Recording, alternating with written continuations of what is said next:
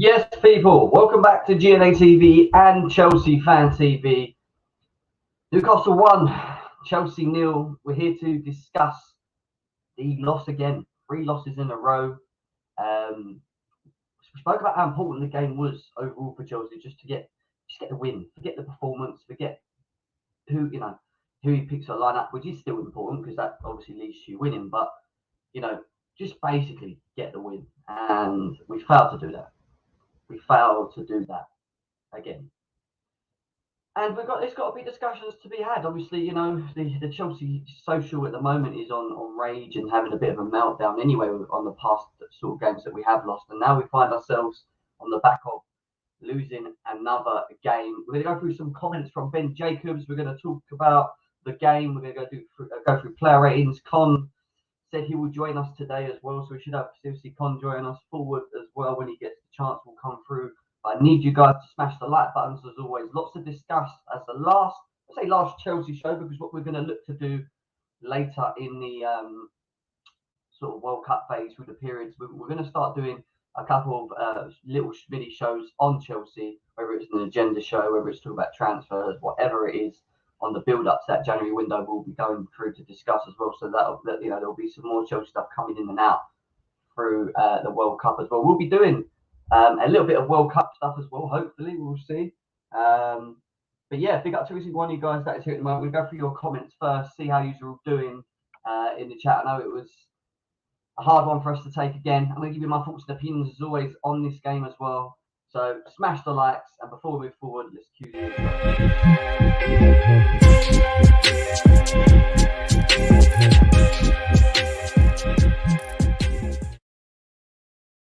Yes, people, welcome back to GNA TV and Chelsea Fan TV. I hope you guys are well wherever it is that you may be around the world. Chelsea again suffer another loss, 1-0 loss to Newcastle away. In a game that wasn't very, again, good to watch with the eye. We're going to get into that in a minute, actually, before I start waffling on about the game. But yeah, there's lots to talk about. I want to see how everyone is in the chat first. RD is in the chat talking some absolute God knows at the moment. And he's saying about QNT. What has this got to do with Brendan Rodgers right now, bro? Honestly, like, what is this? What is this comment? What is this comment? This is laughable. What's laughable was you talking in the chat about Brendan Rodgers at Chelsea. Why are we even talking about that, bro? Like, come on. Like, let's not do that. Let's not do that. Bring him on. Bring Kazim on. I like Kazim. I've got a lot of time for Kazim. If whoever wants to come in, tell him to come through. He knows where I am anyway. He knows he can come in when he wants. He can come in when he wants. Dale, big up to you, bro. Hope you're well. Sydney, Potter has shown his ability to motivate players, for God's sake. Yeah, and obviously we see Yunus doing his I've seen it because he's been clipped up on Twitter, but obviously he speaks about training, going to watch him train, and certain players being motivated, and how Potter sort of is non-involved, which most managers aren't. Don't get wrong, that's why you have a training team, they deal with the players and whatever, but he relates that to the game and just seems to think that there's no motivation behind the manager. He's not that type of Conte-esque manager. Even Tuchel to a degree, that gets up and gets behind the players and tries to give a bit. And there's obviously question marks against him on that. He has his own style and way of doing things, and what he's done at Brighton up to the point before he left was good, and they backed him and gave him a bit of time. I'm not saying that that he's going to do that at Chelsea. Obviously, we want him to do that at Chelsea, but it's about time being given, and I think early judgments is probably the worst thing we could be doing right now. We can obviously be upset with the performances and the results, and I think by now, as a fan base, we all kind of know specifically why, maybe why we're having some of these results. I didn't expect us to lose 4 in a row, not going to lie.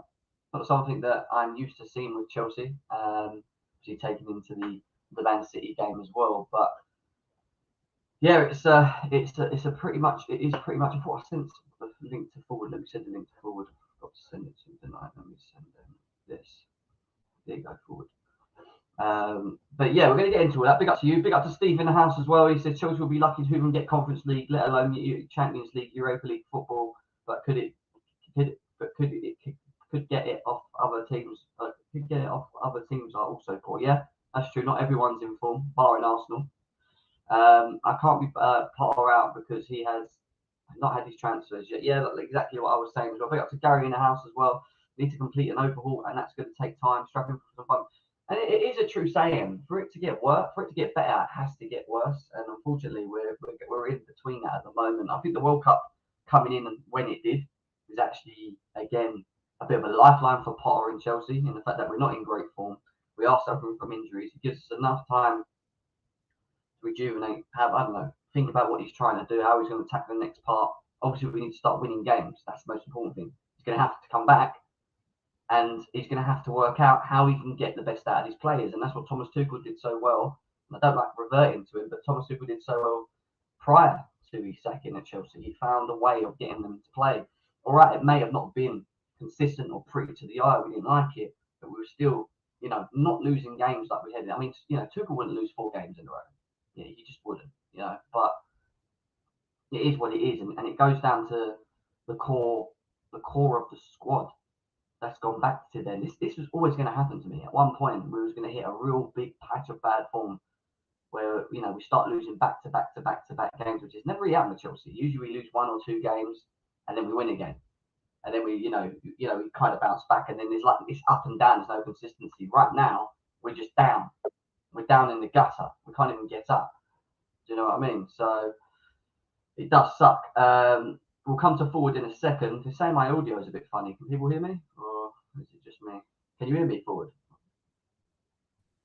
Yo, you can hear you, bro, but it's like you're talking from a toilet, bro. It's just a bit. Yeah, it's like you're talking from like a well, pretty much. Um,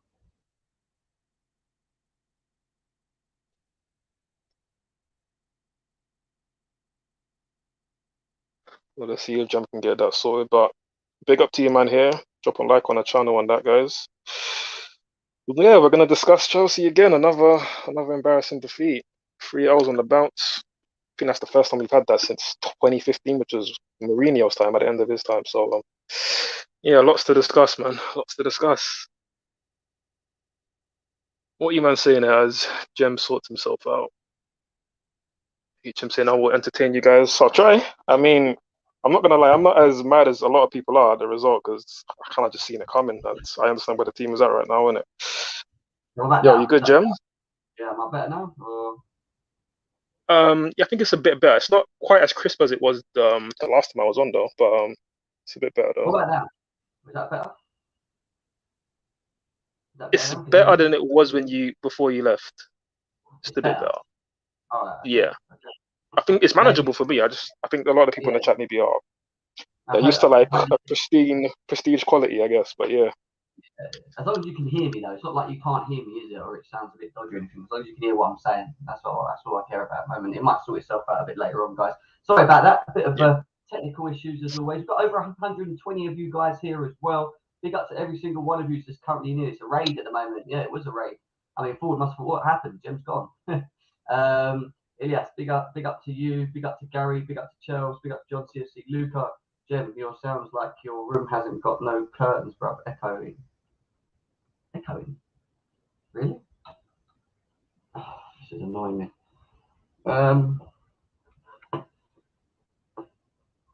Keep doing what you're doing, Forward. Yeah, just keep talking to him because I need to get this sorted. Obviously, 2 seconds, mate. It just sounds like Yeah, no worries, you're. bro. No worries. Yeah, go on. Yeah, cool. I mean, if you guys have any questions, pop it in the chat. Obviously we'll get properly more into the dialogue once Jem can sort out his audio issues. But listen, for me, man, like I understand where this club is at, so I know that performances like that are gonna happen, and that's why it's funny, right? Like when Chelsea are doing all right and winning games, and like the results are at least acceptable for where Chelsea should be, like I am perceived as one of the more negative fans, or I'm so negative, I can't be positive, I can't do this, that. And it's like, cool, I mean, you guys can say that. I just hold this club to higher standards. But now we've reached a point where a lot of these guys have been exposed for the players that they are. Like, I'm not as depressed or as reactionary as like a lot of fans are saying that, oh, sack the players, sack all of them, sack Potter and all of this. I'm not really gonna hit the doomsday button. I can actually see the forest for the trees in this sense, and I know that things will get better, but we have to also accept that as bad as it is now, it can get worse, and it probably will get worse before it gets better. But I think I've seen enough positives, and not just on the pitch, because there's not been many positives on the pitch. Let me make that very clear. But I've seen a lot of positives in the takeover from Bowley and things he's doing behind the scenes to at least show me that there is a long-term route back to being a top football club. So in that sense, I'm okay with, like, I'm not gonna get depressed seeing that sorrow of crap that we saw. I'm not gonna be effing and blinding and whatnot. It is what it is, and we just gotta hold that. Just gotta firm it for now. I don't know if this is any better. I've pulled it out, plugged it in, or whatever. That sounds a little bit clearer, or it still sounds the same. Nah, it's the same, bro. Again, we can hear you, but it's just it's still a bit echoey on that. Really? I don't know what's going on. I generally don't know why it's doing what it's doing. Jim, your mic doesn't work. Seems like you come through the TV. Sorry, bro. Honestly, I don't know. I don't know what it is. I've unplugged it a couple of times as well. I'll see what I can do with it.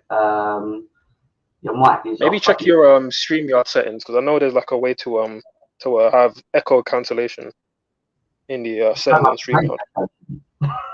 I might echo it. I don't get it. I need to hear myself. I need to actually hear myself. That's what I need to do. So check on it's not like you're echoing, but it just sounds echoey. Like it's just like if you go to audio settings and then go to mic, check if you have echo cancellation on. That may be what it is.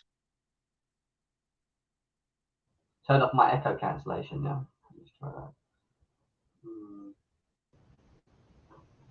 What about now? Say something else. What about now? Is that better? Am I echoing still, guys? Still echoing? Well, now it's even worse. I can hear myself. How is it? This is annoying me, man. What is it doing? It's ruining my show. It's we can hear you. It's just not as crisp. No, but it's not the point. It shouldn't be doing that. Why is it doing this? Why are you doing this to me? He's echo. It's okay. Let's say it's the same. This is it's never done this before. I've never had this problem. Let me try it. What about now? I might come out and come back in quickly. Yeah, is that all right? I just want to quickly. Yeah, try that, bro. Alright.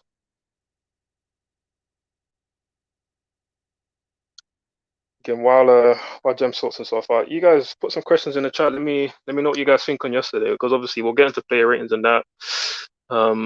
Again, talk about obviously the short term, because as much as I have a long term perspective on things, and that things will get better, obviously with recruitment and actual long term planning and structure, and not just hiring and firing managers and trying to just get managers like Conte and Mourinho to just win us trophies in the short term. We obviously I prefer a long term process in a sense. But we obviously can't ignore what's happening right now, and obviously have to address Graham Potter, a lot of the mistakes that he's making. Again, I'm not Potter out by any means. I feel like it's way too early to say that for a manager that just got a 5-year contract. But we also can't ignore a lot of the mistakes that he's making. And then, of course, we have to address these players who, yet again, have let us down, because performances, again, 3 L's on the bounce in the league, that's unacceptable, man. Am I still really bad? I tell you what, that's better. Again, it's still not completely crisp, but that is better. Yeah, that is better. I've unplugged all the back of the thing and put it all back in, and I don't know.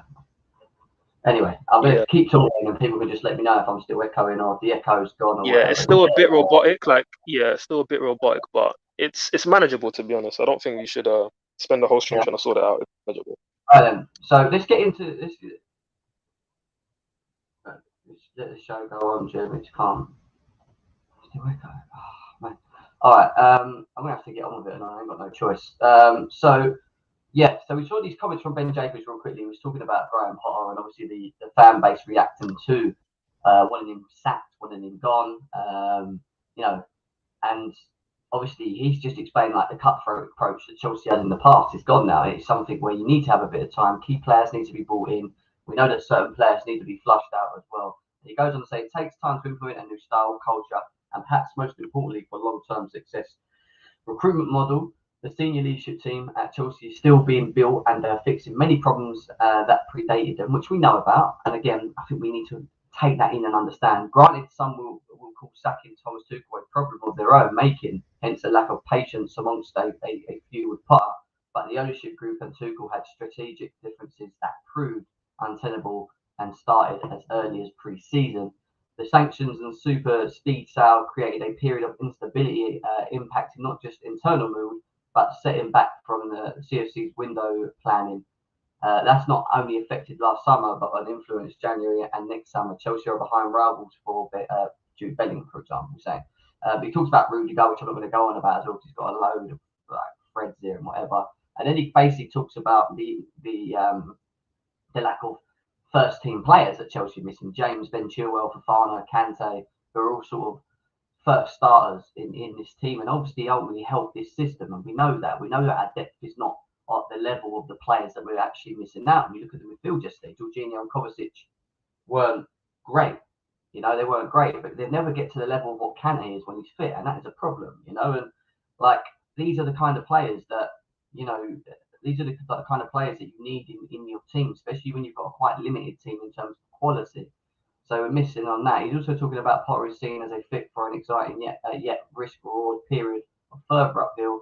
He was told at interview the goal was top 4 this season, but also reassured, providing progress is made, he wouldn't be sacked if it wasn't achieved.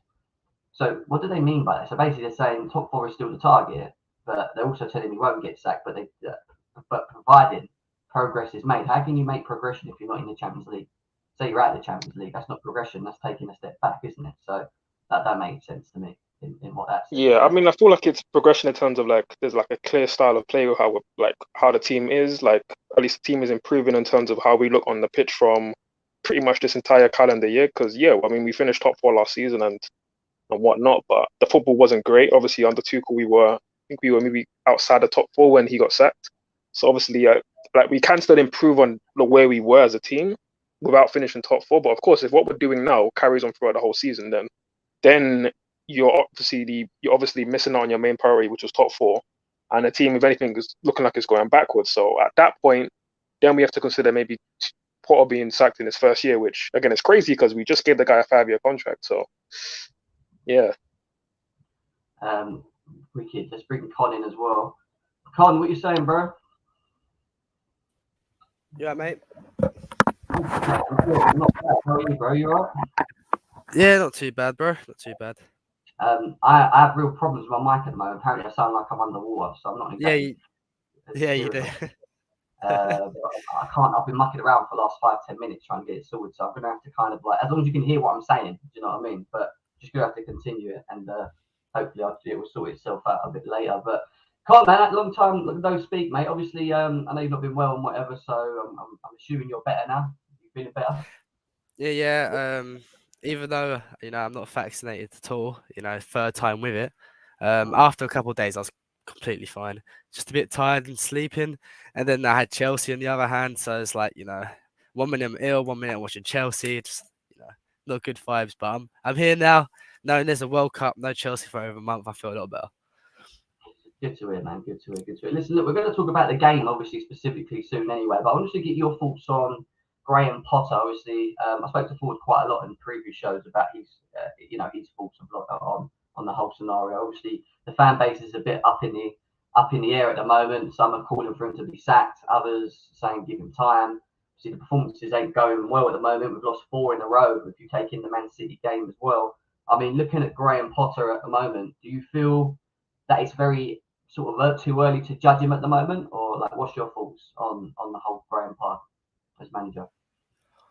To be fair, yeah, I've got very conflicting thoughts, because there's a part of me thinking we sacked Tuchel for this guy, a proven elite manager who I knew he was getting too much out of this current group of players. Tuchel did. So when a new manager came in, I'd be scared of something like this happening where the new manager would struggle. But at the same time, like Graham Potter, I do like him. He should be given a bit of time at least. If we're like 10th at the end of the season, then yeah, we need to talk again. But I think it's way too early to call him out. But he needs to stop being so nice, naive, and he seems very self-aware of the mistakes he makes, but he still makes them, which it really confuses me. And some of his quotes after games, it does my head in. But I've seen a lot of people saying like he's going to make mistakes, it's going to take time, but he inherited Chelsea. Like this squad, it's not the best Chelsea side. It's probably one of the worst we've seen in recent history. fair enough. But at the same time, we're not 8th level. You know, I look at United, I look at Tottenham. Are they really that much better than us? No. In my opinion, just no. So he needs to do better, and I'm pretty sure he himself needs to do better. But it's more than just a Graham Potter problem. Sure, he can do more to help himself, like 100%. But there's injuries, there's players who are just not good enough. So, you know, I feel he can be doing better, and maybe at times just look not to concede. And if we draw, we draw. I know that sounds ridiculous coming as a Chelsea fan saying something like that, but sometimes you just need to grind out a draw instead of losing, you know. But yeah, I don't know, man. I'm very conflicted with him because I had a lot of love for the guy who was before him, and I tried to separate that and say, all right, move on. It's just hard to when things are going like they are, you know. Yeah, I mean, I've changed my settings on my mic, so I don't know if it's got even worse now or if it's better. But yeah, I've just done something. I don't know if I still sound like I'm underwater to you guys, or does it sound a bit clearer? It's not really any better, but to be honest, bro, like we put up with 12 months of shit football, so we can put up with having a dodgy mic for one episode. You know what I mean? Very true, very true. All right, so let's go back to forward at this one. Forward, Mason Mount comes out of this comment. Obviously, he's pretty much apologising to the fan base. He's also saying, you know, that when they get back, that you know they pretty much owe it to the fans to put in some performances as well.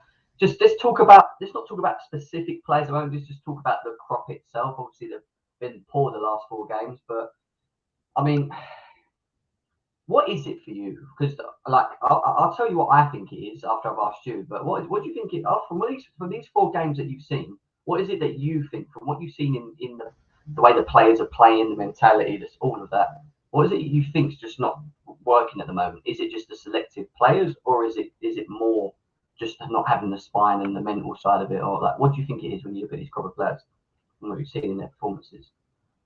Yeah, I mean, it's obviously a culmination of things, and like it's hard to speak on it without speaking about the manager because obviously he's the head of it. And again, like I said at the top of the show, like obviously I'm not Potter out. He obviously needs time, and obviously he inherited all of these issues. But I guess my biggest gripe with Potter is that while inheriting these issues, it did seem to me like even when we were winning, I said that it didn't look like he had watched much of Chelsea before he had become manager. And like obviously when you take over the job, I think you should do your due diligence and actually do your homework on what are the issues that led us to sacking a manager that won the Champions League 12 months prior, right? And I don't feel like he really done that. And it's kind of frustrating seeing him make the same mistakes. Again, like Con said, I think he's a bit not.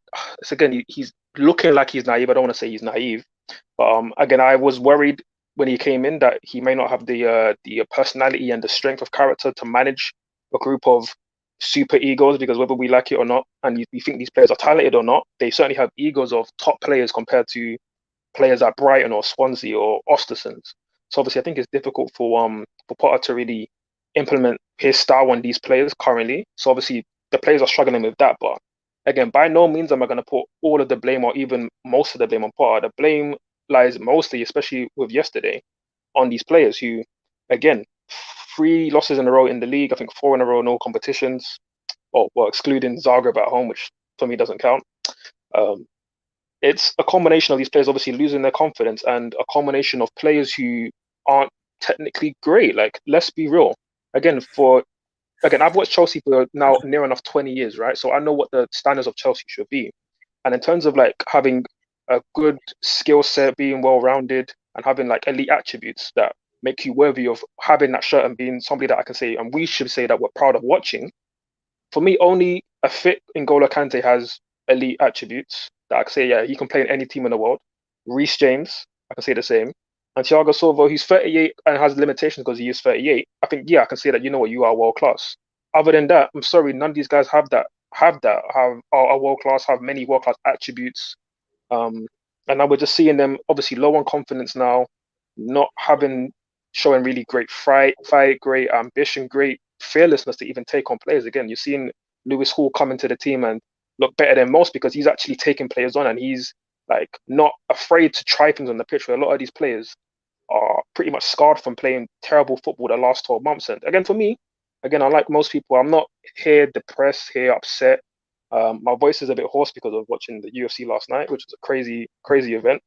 Again, got a lot more entertainment from that than watching Chelsea the last 12 months. But yeah, 100%. Again, for me, I'm not mad at all. It's just I'm almost happy in the sense that these guys are being exposed for what they are, because I feel like, again, just to end on this point, I feel like they kind of got accustomed to playing their football and getting mediocre results and thinking that's okay for Chelsea. But for me, it isn't. And again, I think for a lot of fans, we should have been upset watching the football that we watched the last 12 months.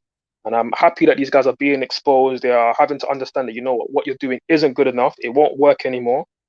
And there's now a new manager here. So, yeah, he's going to get some blame. But we can't just all say, oh, that's the manager's fault, because we just seen another manager get sacked with these same players. So I'm glad that these players are now having to have a period like this where they are under the microscope. They are being exposed for what they are. And again, hopefully over this World Cup period, they're able to improve, because this is not good enough for the whole season. It's not.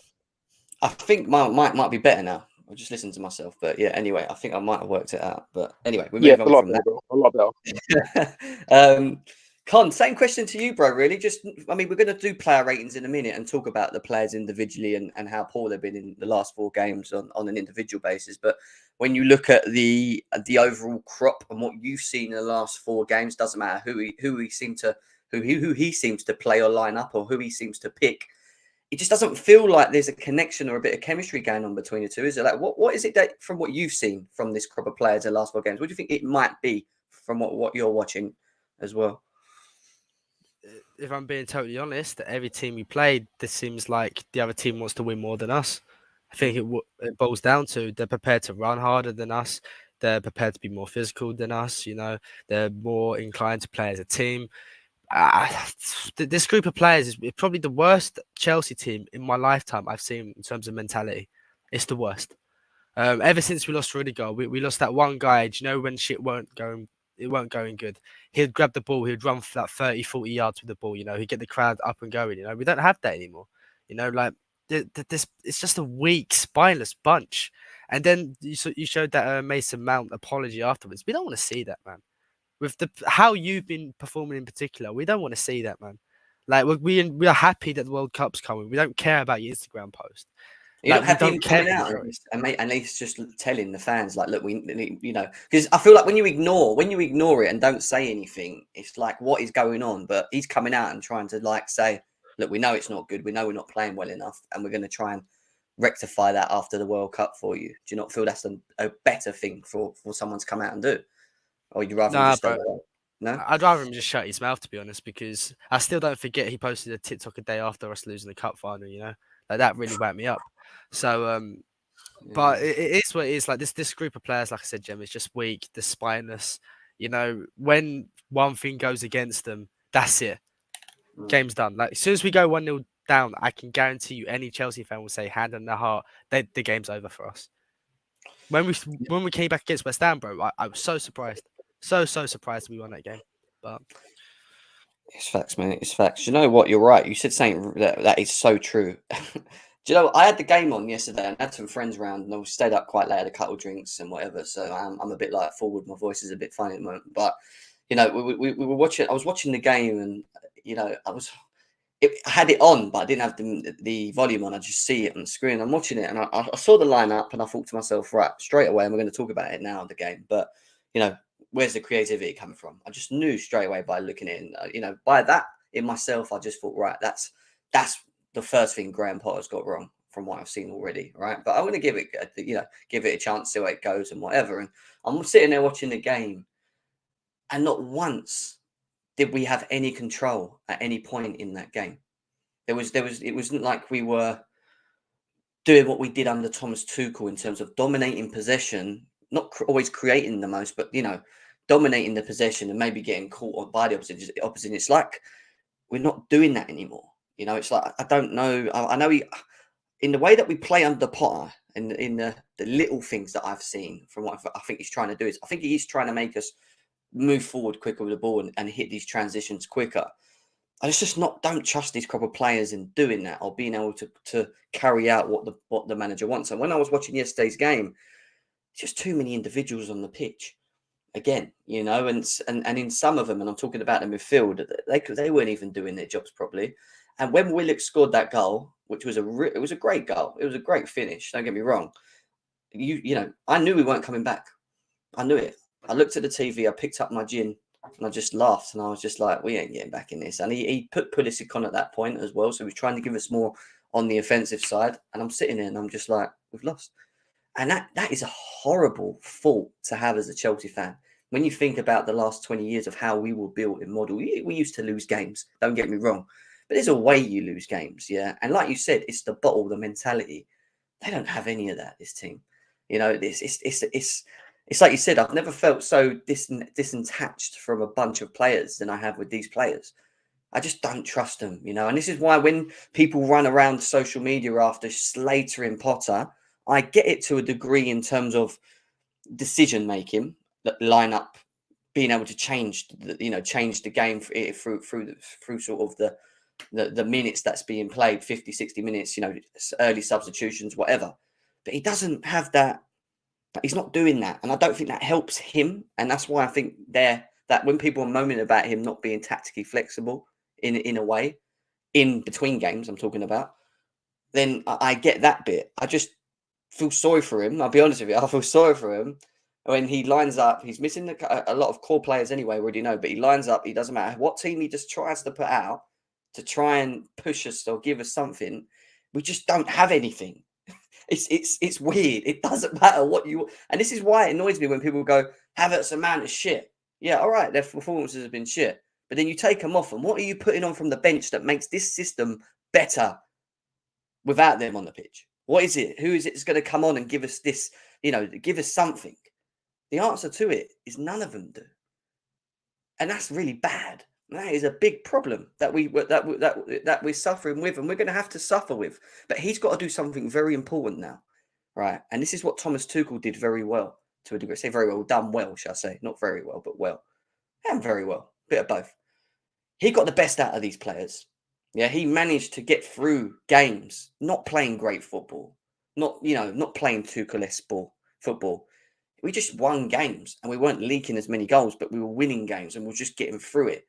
You know, Potter's got to do the same. He can't keep going on the back of like 3-4 losses in a row and then maybe win 1 or 2 and then lose another 2. And then, you know, like he needs to find a bit of consistency or something out of these players. And these players owe that to us to try and at least challenge for the Champions League. And we should be challenging for Champions League with this squad still. And the fact that the World Cup's come as it is now, for me, is kind of like a blessing in a way. It's like a get out of jail card in Monopoly in a way for Graham Potter. Because we are missing so many players and it's not working at the moment. Maybe having this break to analyse and think and do and then bring the injured players back in and go again, maybe is a blessing for Chelsea. We'll have to wait and see. Maybe it's not, you know, but it was just not impressive. You know, I don't enjoy watching us. I haven't enjoyed watching us for a very long time. It's not good. But we are going to do the ratings for the players. But I thought I'd ask you your opinion on the game overall from watching it.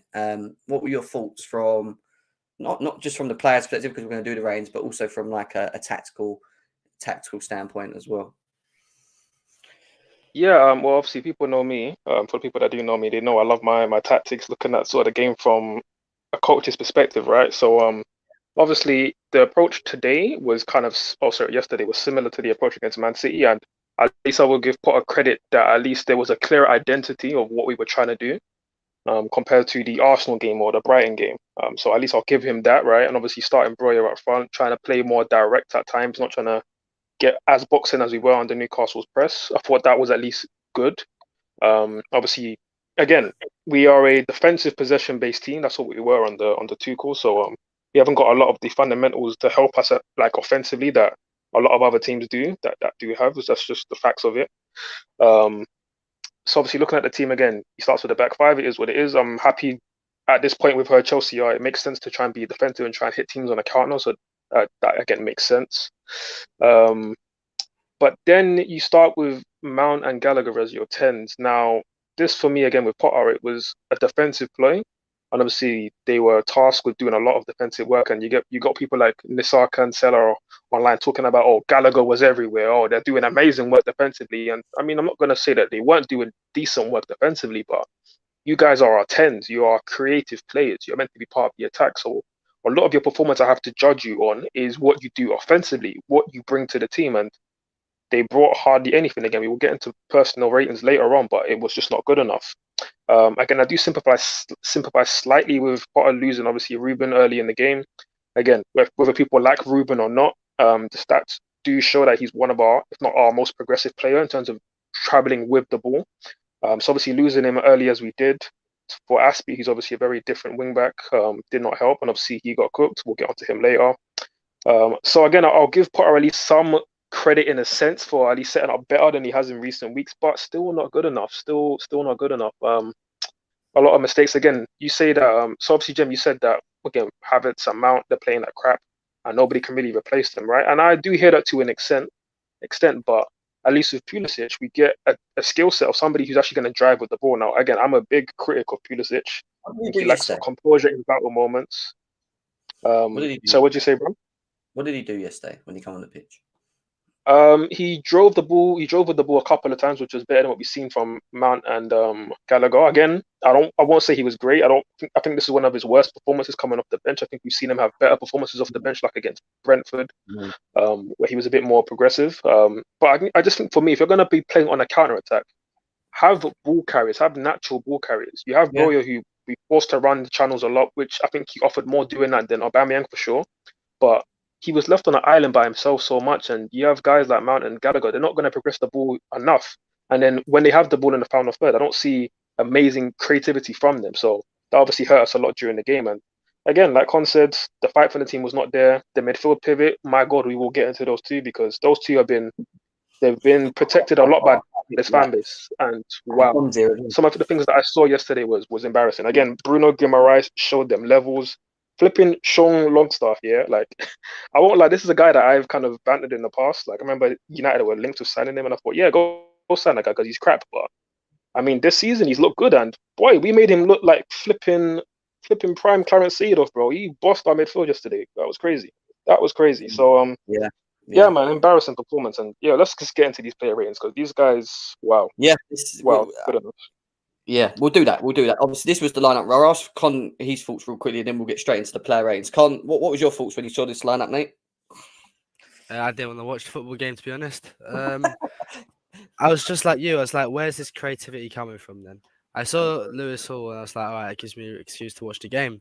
Yeah. But I was like, the zero creativity in this, like that front three makes me feel ill. It generally made me feel even worse, bro. Like, I just recovered, and that put me into some deep state I didn't want to be in. But it's just, I am sick to death of, if we're going to set up to play in transition, right? Like, we got to at least try to counter press or something like that. Yeah. And we just look so lazy when we're off the ball. And it just feels so easy to get through us. It's just annoying, bro. Like, our first passage, like our first phase and second phase of play is so crap these days as well. It's so bad. Like, at least under Tuchel, it's only like the final third that really let us down, and they kept that majority of the time. The first two phases were fine, but nah, they're awful as well. So I saw this lineup, I was like, yeah, it's not gonna be fun at all. Not gonna be fun at all. You said something that we're going to do the ratings now. Actually, you said something that was quite important. Something that always sticks in my head when I watch Chelsea of recent as well is that we get broken down. It's like, I find it weird that teams walk through us as easy as they do. And at the last 4 games, it's happened so many times. And it's with us with the ball. Like, we'll have the ball. And like you said, we're so slow. We don't really have a plan of how we're going to get the ball forward or who's the one that's going to create the space or even create, and we lose the ball because we try and do too many like 1-2s and then run into spaces and then the pass is failed or someone gets caught out of position. And then it's like, when you look at the opposition's transition from where they pick the ball up to then where they find themselves pretty much inside our box, running at our fullbacks and then creating, it's happened so much in the last 4 games. It's like they kind of invite it on, knowing that we ain't got nothing. And then when they win the ball, they're confident enough knowing that they're going to go up to the other end of the pitch and they're going to give us problems because we were kind of allowing them to have the space to give us problems. And it happens so many times, mate. We're so easily targeted without the ball. It's ridiculous. It actually really winds me up when I watch us because I'm thinking to myself, is it players not understanding their roles? Are we just set up wrong? Or do they not just give a shit? Because sometimes I look at it and I'm just like, even the effort, I'm like, do they not care? Is this why it looks so easy for them to get in behind all the time? Like, I don't know. It really, at the moment, I'm glad the World Cup's turned up. I'll be honest with you, because I really don't have any positive or good feelings with Chelsea. I don't think any of us do, to be honest. But this was the stats: 51% to their 48%. Keeps going back to what I'm saying. The last 2 games that we played before this, we were beaten in possession by Man City and Arsenal. You know, and all right, they're good teams and whatever, but we got bullied in possession. We kind of conceded it. Here, you'd expect us to have more than 50%. Usually we hit 60 to 70% possession. We're only hitting pretty much bang on average with what Newcastle are, 51 to their 48. We had 5 shots the whole game. And in the first half, we had, I think it was 4 shots, or 4 of them shots were in the first half. And only 1 was on target. So again, we were not having enough shots. Again, which is no surprise. So, it's just not good enough. I'm not going to bore you with this stuff because it's just a waste of time. So let's just get into the player ratings. I think that's what people are waiting for. Guys, make sure we're smashing the likes, please. Let's get these likes up over 100 if we can on each GNA TV and Chelsea Fan TV. Nearly 300 of you guys here, Chim Den as well. Big up to every single one of you that are currently on the show. We are going to do player ratings, which means you guys can get involved as well. I know you guys are waiting for this one to have this discussion about individual player performances, not only for the Newcastle game, which we're going to do, but we're just going to talk about them and their, and their sort of importance, if there is any, in this team moving forward, or maybe even if we should look to kick them off, because that's how I think that's to the point it's got now for me. And obviously we're going to start with Edouard Mendy, who's coming for Kepa.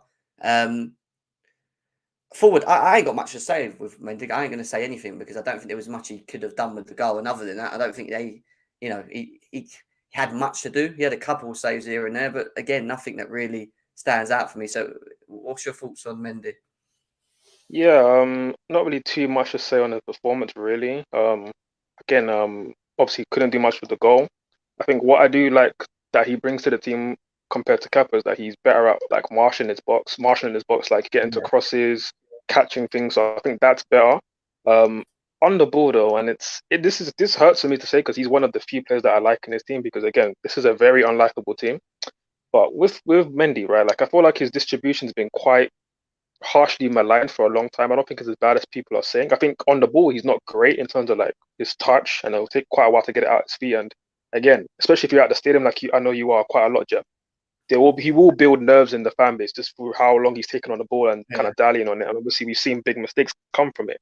But his distribution in recent games has just not been good enough. And it's like, I know you're better than that, man. Even with both of you, I've seen you distribute the ball well. And in recent weeks, again, he's not finding this man often enough, putting us under pressure at silly times, taking too long and just building anxiety through the defense, which is building through the whole team. So, yeah, I feel like that is just annoying. That's an annoying aspect that I've seen in recent games that needs to improve. But yeah, as for yesterday, I'll probably just give him a base 5.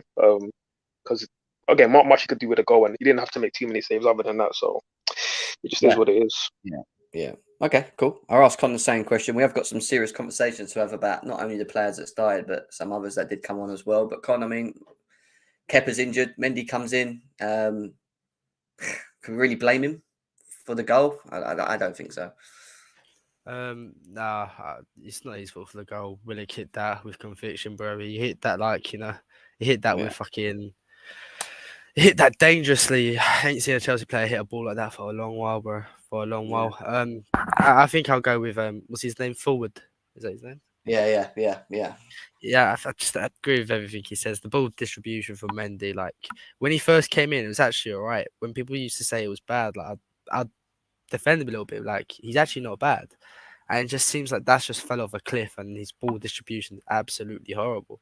It looks like his shot stopping slowly coming back though. That Man City was a good example of that.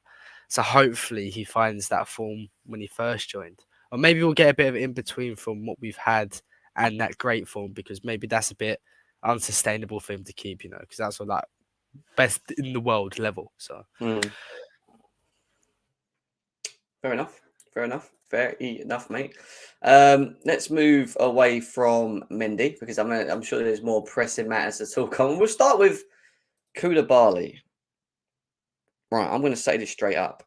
When he first come in, I thought we got a lot of criticism, for his performances, and I actually thought he weren't too bad. Don't get me wrong.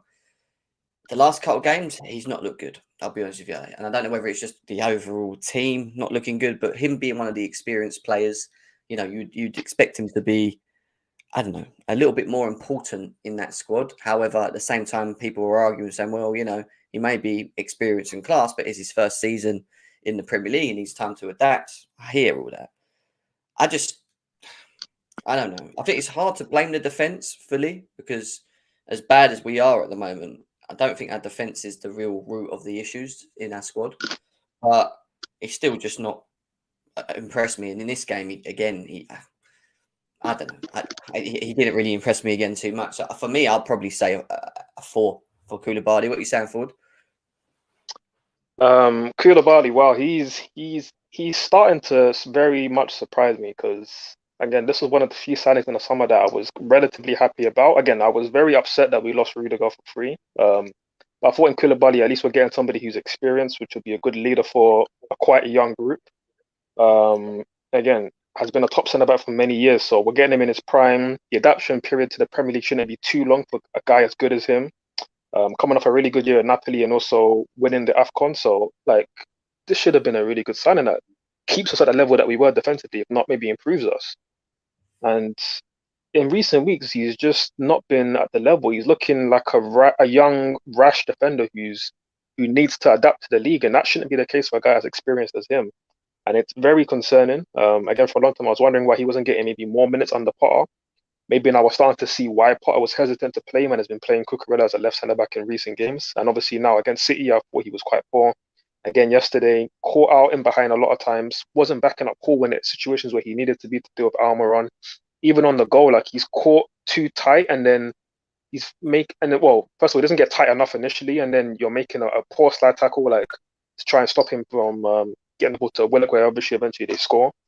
And just not good enough in so many instances. Like he's very much a reactive defender, which kind of is very disappointing. I thought somebody of his experience would be reading the game a lot better and able to snuff out danger without having to like slide around or be so hectic with his defending. So very frustrating with Koulibaly, man. Very frustrating. That is one that surprised me this season. So I personally would have given him a 3. I just wasn't impressed at all, man.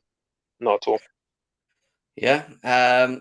Koulibaly, does he just need a bit of time? Or is he's just not been good, has he, really? Especially in this game. He's Chelsea's new Alonso in some aspects, in terms of this guy gets yellow carded every single game. Every single game, bro, a yellow card. Like, I can't be bothered. He's so reckless at times. And like, I've watched Napoli a fair bit over the years, and I've always been so impressed with Koulibaly. So is the speed of the league the issue? I personally don't think it is. So I just don't know what's going on with him. I think it's clear as day he's not a left-sided centre-back in the 3. I think we can all agree on that. If he's going to be playing in the back 3, it needs to be in that centre-back role, not on the left side. But yeah, he's just so reckless and he goes to ground so easy. And for that Joe Willock goal, it really annoyed me just seeing that from Koulibaly. It really annoyed me. He gets beaten so easy, just cuts in on him, gets past him. It's like, just can't be bothered. Yesterday, 3. I don't know what's been up with him, but he's been really getting on my nerves, Koulibaly. The worst centre-back for us this season, in my opinion. Oh, there you go. That's Con's thoughts on Koulibaly. I agree with that. In terms of like I think it goes back to the attitude thing again. You expect him to be, again, the experienced one, getting stuck in, winning tackles, and the other. He just looks again easy to beat, and it's just weird. I just don't get it. I really don't get it at the moment. Thiago Silva came on. Obviously, Ruben picked up an injury. Thiago Silva came on. I'm gonna be honest with you. He's just faultless for me. As bad as this team is, and even he's suffering from it in his own forms. You can tell in the way he's playing. He's one of the only players that holds, it carries that badge and tries to just, do as much as he can for the football club, in my opinion. In Thiago Silva, you can't knock him for his effort when it comes for this club. And I just wished that we had players on the pitch that had his attitude across other positions. I just wish we had this. We don't have it, and even him from the being surrounded by blimmin' mid players that are playing with him is struggling to get anything. He can't even get consistent in his own performances. When he came on, for me, Thiago Silva was fine yesterday. I'll give him probably a 6.57 because it was not a great game to be given 8s, 9s, and 10s. But for me, that's one of the highest, or the highest rating I'll probably give. But yeah, we've got a rating. We've got a super chat here from 58, Gorge 58 says, are Newcastle and Arsenal now guaranteed top 4? The answer to that is no. I mean, Arsenal, yes, and Newcastle, no, is what I would say. It's still a lot of football to be played on that one, mate. But thank you for the donation. What are we saying forward for Silva? Yeah, I mean, I'd probably just give him a 6. Again, I thought he was decent off the bench. It's funny, right? Like, I don't know if you can call it the elephant in the room because there's so many elephants that are like glaringly, obviously staring you in the face about how bad this team is. But like, it's crazy to me that we're relying this hard on a 38-year-old centre back. My Lord in heaven, this is embarrassing. Like, I don't think people are deep in it this much. I thought he would have a reduced role this season. But the fact that he's played even more games than he did in the first 2 seasons that he was here when he was younger is crazy to me. And I've been impressed, I can't lie, by his consistency. I feel like at the end of last season, he was starting to show a bit of his age and like not have the same impact on the ball and also off the ball with the team. But he's been good this season. I thought yesterday he was just okay, not great. A couple of crosses he could have dealt with better. But I mean, overall, I mean, he could have been a 0 out of 10 yesterday, and I'll still be very impressed with what he's brought to us this season. And again, that's another leader who's leaving the dressing room next summer. So that's somebody that we're gonna have to replace. And boy, let's again. My positive that I can take from what was happening right now is that at least Bowley has come in. He's shown that he's willing to invest. So we're gonna still spend a lot of money like we did under Abramovich. And he's looking at putting in a long-term sustainable plan. He's been getting a recruitment team in. He's been getting his people in behind the scenes. We still need a DOF, so hopefully that gets sorted soon. But hopefully we get to a point where we're recruiting better and we're not having to rely on a 38-year-old to hold our defense because, it's mad. It's embarrassing, isn't it, really? But he's a dying, I keep saying it, he's a dying breed of centre-back or player in this game. And, the people that are there should be taking as much as they can from a player like him before he leaves. Because when he does leave, I dread the day that he leaves. I'll be honest with you. Thiago Silva, El Monstro, what are we saying? Favorite player at Chelsea right now by a landslide. Yeah.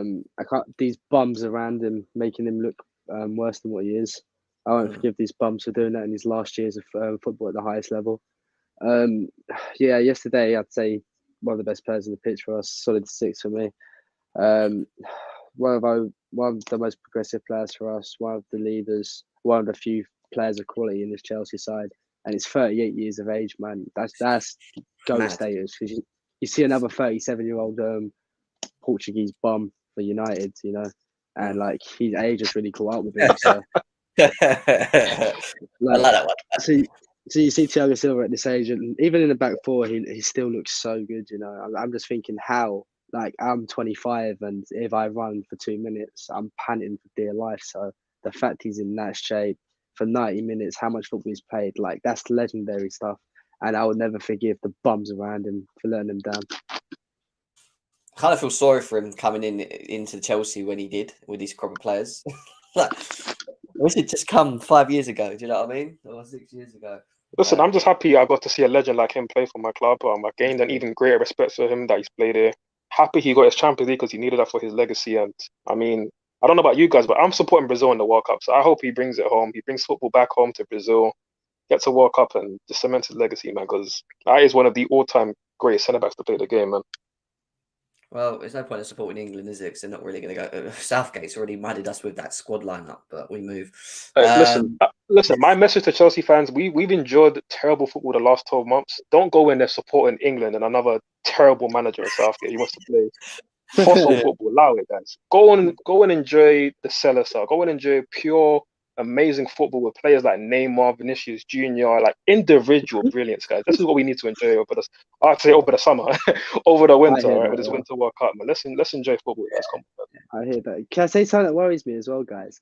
No. It's like you'd think players right now would be trying their hardest, or would have tried their hardest to get into their national sides, right? So what about when we come back after this World Cup and our players just look even worse because the World Cup's done? Like, if this is them trying to impress their international managers, what's it going to be like afterwards? That worries me, I can't lie. Yeah, and at the same time, people are also saying part of the reason why people like Sterling were playing like he was just because they don't want to injure themselves. And there's been a lot of injuries, isn't there, prior to the World Cup. So, yeah, it's I know what you mean. Listen, they owe, after losing 4 games on the back of obviously us going to the World Cup. Them coming back, they better have a rocket up their asses. They owe us a consistent patch of wins now. And I mean, I know I'm asking for a lot. No, you're speaking facts there, bro. But these guys can't even be bothered to clap away fans. So what do you think they care about getting a few results for us? They don't, bro. Just shows how much they are not attached to this football club, and that's the problem for me. We need to get rid of the ones that don't really give a shit about this football club because they're showing it on the pitch, and plus they're taking a wage out of this football club as well. And I'm so done with protecting or even talking or, like defending this crop of players. None of them other than Thiago Silva and maybe one other or two, but that deserve defending. But it's just it's not good enough. I'm going to ask you forward on Chalobah, because I think he's been very consistent this season. I actually think he's been good, but I don't think he was great. Had his greatest game yesterday, but I'll let you go on this one. Yeah, he wasn't great yesterday. Probably just give him a 5.5. But on a positive, because again, it's good to be positive when it's completely terrible as we are right now. He is one of the few shining lights from the season that I can look at and take away from this halfway stage. That that's been a positive. The fact that he again, while being doubted that he was even going to have a place in this squad, just like last season. He got into the squad at the start of the season, or at least he was kept. He worked his way into the team. He didn't complain or moan about it like we've seen other players do. He just bided his time. When he got the opportunity, he performed, and he's performed well. And even in a team that is looking terrible, he's performing. And I think they even said that he moved to right back at the end of yesterday's game. Again, I'll be real. Like, after we conceded, I knew the game was done, so I just stopped watching. I went and got a nap because I wanted to go watch the UFC later, so I didn't really watch, but how he moved to right back and looked okay there. So yeah, man, like I'm happy for him because I know how much it means to him to play for this club, especially with his brother and everything. So yeah, man, like yeah, I'm happy for the guy, and that's one positive I can take from the season so far. We're gonna go to Con next, but I just want to say one real quick thing before Con goes. Southgate, you're a fraud for not taking this guy. Yeah, you talk about players playing in form and being consistent, and you're taking Harry the Fridge Maguire and Eric the Fraud Dyer that should never even be a footballer over this guy who's actually been one of our most consistent performers. You are a fraud. Con, go on. Go. Just had to say that. Trev is one of the few players in this Chelsea team I actually like. He's got mentality, man. The thing I love about him the most is his mentality. He's that kind of guy who, despite how good or bad he plays, he always wants to improve for the next game. And I know that, like, personally about him. And I think he's great off on the pitch. I think he really is a top guy. I think he's a bit of fatigue, maybe playing a part. He's played a lot of football. And he's been playing left centre back. He's been playing right centre back. He's been playing in the middle of a back. He's been playing in the back four. Sorry. So like he's been all over the place as well. And I think he's been up there with Thiago Silva. And for me to say that about any defender, that's high praise. It wasn't his greatest game yesterday, and he'll be the first person to tell you that. But at the end of the day, it doesn't really matter. We didn't score, so we was never winning that game anyway. So True. Facts being spit right there. Let's move away from Chalobah and let's talk about. I get bored talking about this guy because I think we all, as a fan base, understand that this guy just can't. We know what we get from him. We know he's on a decline. Like, there's not much more we can ask from the guy. Got asked to go into wing back when obviously Ruben got injured. I'm going to be very quick. He wasn't great. He doesn't bring any creativity over there. Shock. We say it every blooming game when he gets played there. So I'm not going to sit here and talk about the same things that we talk about every time when it comes to Aspilicueta. It just goes to, again, show everyone that, that the quality of our depth is just so far between. It's just not good enough at the moment as well. We don't have the players that carry the same levels of performances as a Ben Chilwell, Reece James and N'Golo Kante. These type of players that would be starting in the team if they were fit. That is one of the real big problems as to why the system suffers. And I know people talk about, well, it's not individualism, it's the system. You need to get the players understand the system, and once they understand the system, you get the best out of that, and it's consistent. It doesn't work like that for me. It is true, partly true, but equally, what is important is the individuals that are coming in within the system to have the consistency, to have the level that you want to play the system. You've got to have specific profile players that can continue that level. And we don't have that on our depth, unfortunately. We have numbers. We have better numbers than what Tuchel had in terms of availability. but it's the quality of the numbers as well, which is part of the issue that we still have. And I knew this anyway. I think most of us knew this. But in terms of Azpilicueta, 4. I'll be honest with you, 4 forward. Oh man, it's difficult talking about Aspie, bro. I can't even lie. It's difficult, man. Like, it's, you know what it is, right? It's like if you go to like parties or events, right, and like you've got that one auntie or that one uncle who, like in their prime, when they were in their 40s or even their 30s, like they could dance a bit, you know, that they had some rhythm, but now they're like in their 60s or their 70s and like they're still heading up to the dance floor and they're trying to move, but they got 2 bad knees, a bad back. And you're like, auntie, I don't want to see you trying to move it. Like you ain't got it anymore. Like you ain't got it. You ain't got the hips to be moving like that anymore. And look at Aspen, he's just not got it anymore. And I can't even blame him because, funnily enough, he didn't even want to go to the rave. He didn't want to go dance for us. He didn't want to perform for us. He wanted to leave. He wanted to go to Barcelona. And we only have one man to blame, and that's Thomas Tuchel, because he said, no, I need my captain. I need him to stay. And now, once again, we're left with him being our main backup to Reece James, who we discovered last season is a bit injury prone. And Tuchel has royally effed us with keeping Azpilicueta and is now risking his legacy in terms of ruining it even more. Like, and it sucks to see because obviously you guys remember Ivanovic, like again, club legend, amazing right back for us, but we saw how in his final season he was getting ripped up by the likes of Jefferson Montero and like had a terrible season, right? And obviously I think Aspie experienced that a couple of years ago before he's completely finished. And obviously under Tuchel, we moved into a back three. He was a bit more comfortable playing consistently for us, and that was good. I was happy for him to have that. But again, after another mediocre season last season, I just thought, you know what, it's best just to cut ties, let him go out. And now we stay in another season, and he's gonna just go out sad, bro, because these performances are terrible. Like, so yeah, man, I probably just give him if I'm honest, I probably give him a 2 because he's getting cooked defensively, offered 0 going forward. Yeah, man, that one's on Thomas Tuchel. Can't even lie. Con, I mean, I get bored asking people about Azpilicueta. I think we were on the same boat here. But Con, what's your thoughts on that? With Aspie, it's like kind of I love the guy, like I really do.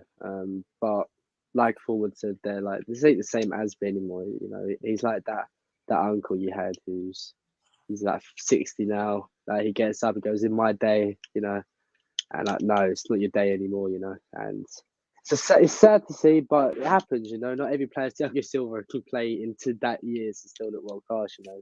So it is what it is. I do partly blame Thomas Tuchel for keeping him around, for sure. It was one of the weird things Thomas Tuchel did that I did critique him for. But at the same time, he wanted to keep me at one point.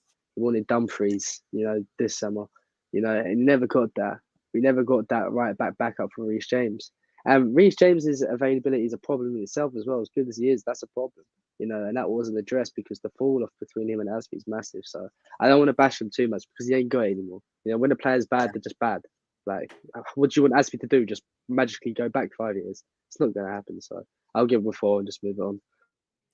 Yeah, 100%, bro. 100%. I agree with what Charlie says as well. If there is one thing that we've learned from the last 2 seasons is that we need a right back / right wing back cover. I'm surprised we went through a whole summer window of not getting any, if you want my honest opinion. I know we sorted out the left side with Chilwell, but I was surprised nothing on the right. And yeah, we move. A little bit of news from Simon Phillips, which I've just put at the bottom there for you guys. Just talking about Nkunku's expected to be announced as a Chelsea player during the World Cup. So it won't be the January window that we'll be waiting, but it could be. Who knows? We'll see. Many sources believe this deal is all but done now, is what he said there as well. So once that breaks, or if it does, we will definitely do a show and we'll talk about it, obviously, when it does. So let's see what happens with that. I want to really have a conversation about this, and I think we all know, again, it's an area that has to be sorted. But Mateo Kovacic's performance yesterday, guys. I mean, I'm going to come back to this in a second because I want to show everyone just this one real clip, which pretty much sums how he was, or the midfield was the whole game, and ultimately what is one of the biggest problems with this team at the moment. So I'll let it go back again, and then I'll come out of it. We're on transition. We're trying to move forward quickly. Look at the forwards making runs, and there you go. That's the creativity we get from our midfield. And Mateo Kovacic is someone that in all fairness, is one of the ones that can do it, but also does a lot of that. And for me, and I keep talking about deep line creativity, having someone that can, you know, when we're on a quick transition, play them balls into the forward lines. And we blame the forward line a lot about, you know, their movement and whatever. But even when we do try and transition quickly, the lack of creativity and behind the knowledge to look up and go bang like that. In a bit of a way how Arsenal do things, where they just pick the ball. They're very quick with the way that they transition at the moment under Arteta, or even Man City as another good example. We just do not have it. And people say, but we do, because Kovacic does it. And this is the only one person they say, well, you just saw yesterday, he also does that. And he has been so chalk and cheese this whole season. It's not been good enough for Chelsea Football Club. And in the midfield, with him in it, and obviously Jorginho as well, who we're going to get to next, you expect with their experience to be able to at least bring, you know, put in, you know, at least a 7, 8 out of 10 performance eventually in these type of games, especially when you're back off, you know, 3 losses, which we was at this point. But the fact that we can't even do some of the basics, and that was a basic there. It wasn't a Cesc Fabregas go over the top. Oh my God, how did he see that pass? Type of pass. This is forwards on a quick break, running into pockets of spaces, waiting for the ball to come in and getting garbage. And it continues to happen every time under Tuchel and under this current manager in Graham Potter. He wasn't good. He deserves a 2. Maybe even 1. I was not impressed with Kovacic yesterday. He really wound me up yesterday. Forward, you saw the clip. Story of Chelsea's midfield, right? 100%, bro. I saw the clip. I saw a good 70 minutes, and I saw pretty much what I've seen most of the season from Kovacic. A couple decent cameos here and there, and at least he is a player who certainly is by no means on the level of Kante, Thiago Silva, Reece James. But he at times has shown that he can be a level above most of the others. But again, this is a game where you're meant to shine. You're meant to be one of the experienced guys in the team. You're now playing alongside Jorginho, so it's a pivot that you're accustomed to. We should see a level of performance that's much better than we saw against Man City or Arsenal or Brighton with different midfield combinations. But in many ways, it was almost worse than some of those performances, and very disappointing to see from Kovacic. There's a player that I'm growing very tired of. Again, sure, we can keep him around as a squad player. I guess that would be okay for me. But he's hardly indispensable at this point. Hardly indispensable. Just very limited in his game. And yeah, you're a decent ball carrier, but where else are you bringing to the team? Like, you're not bringing that progressive kind of passing that we see from the likes of Thiago at Liverpool, or Eriksen at Man United, or Xhaka even at Arsenal. Like, these guys are operating at a different level in terms of what they're bringing to the final third. And Kovacic isn't doing that. So yes, while we talk about the limitations of our attack, Kovacic is very limited in what he brings to the midfield. And I mean, you look at the players who have held the number 8 shirt for Chelsea. Like, we've had some really good players wear the number 8 shirt with a lot of talent, a lot of individual ability. And Kovacic, while he looks aesthetically like he should be on a level to be on par with guys like Lampard and etc., he's just not, man. And very disappointed to see. I'd give him a because there's players that I want to give a 1 from yesterday, and I'm thinking, is he one of them that I want to give that to? You know, I'm gonna say yes. I'm gonna give him a 1. It really was that bad. So yeah, Kovacic, man, he's got to fix that. Apparently, he's one of the players. Dills is saying that he's hearing he wants to leave. I think there's probably a couple if they want to. If they want to leave, go. I don't give a fuck. It doesn't matter who your name is at this football club. If you're gonna do shit like that, then we don't need you here anyway. You know, I like Kovacic as well, yeah, but you know, just so inconsistent. Con, you saw the clip as well, mate. Story of Chelsea's last couple of seasons, isn't it? Just not being able to transition quick enough or even do the basics, shall we say? I'll be honest, I've got a bit of a different opinion to use to about like Kovacic and all that. I feel like us fans are a little bit ungrateful because these midfielders have been ran into the ground, you know, because the depth just hasn't been there. So they've been really run into the ground, playing through injury, being rushed back. And then we have the audacity to really grill them for not playing 100% as they should be because they're not 100% fit. Like, I feel for Kovacic because he needs surgery. Like, how many of us could actually be doing something so intense when we need surgery, especially on something like your knee?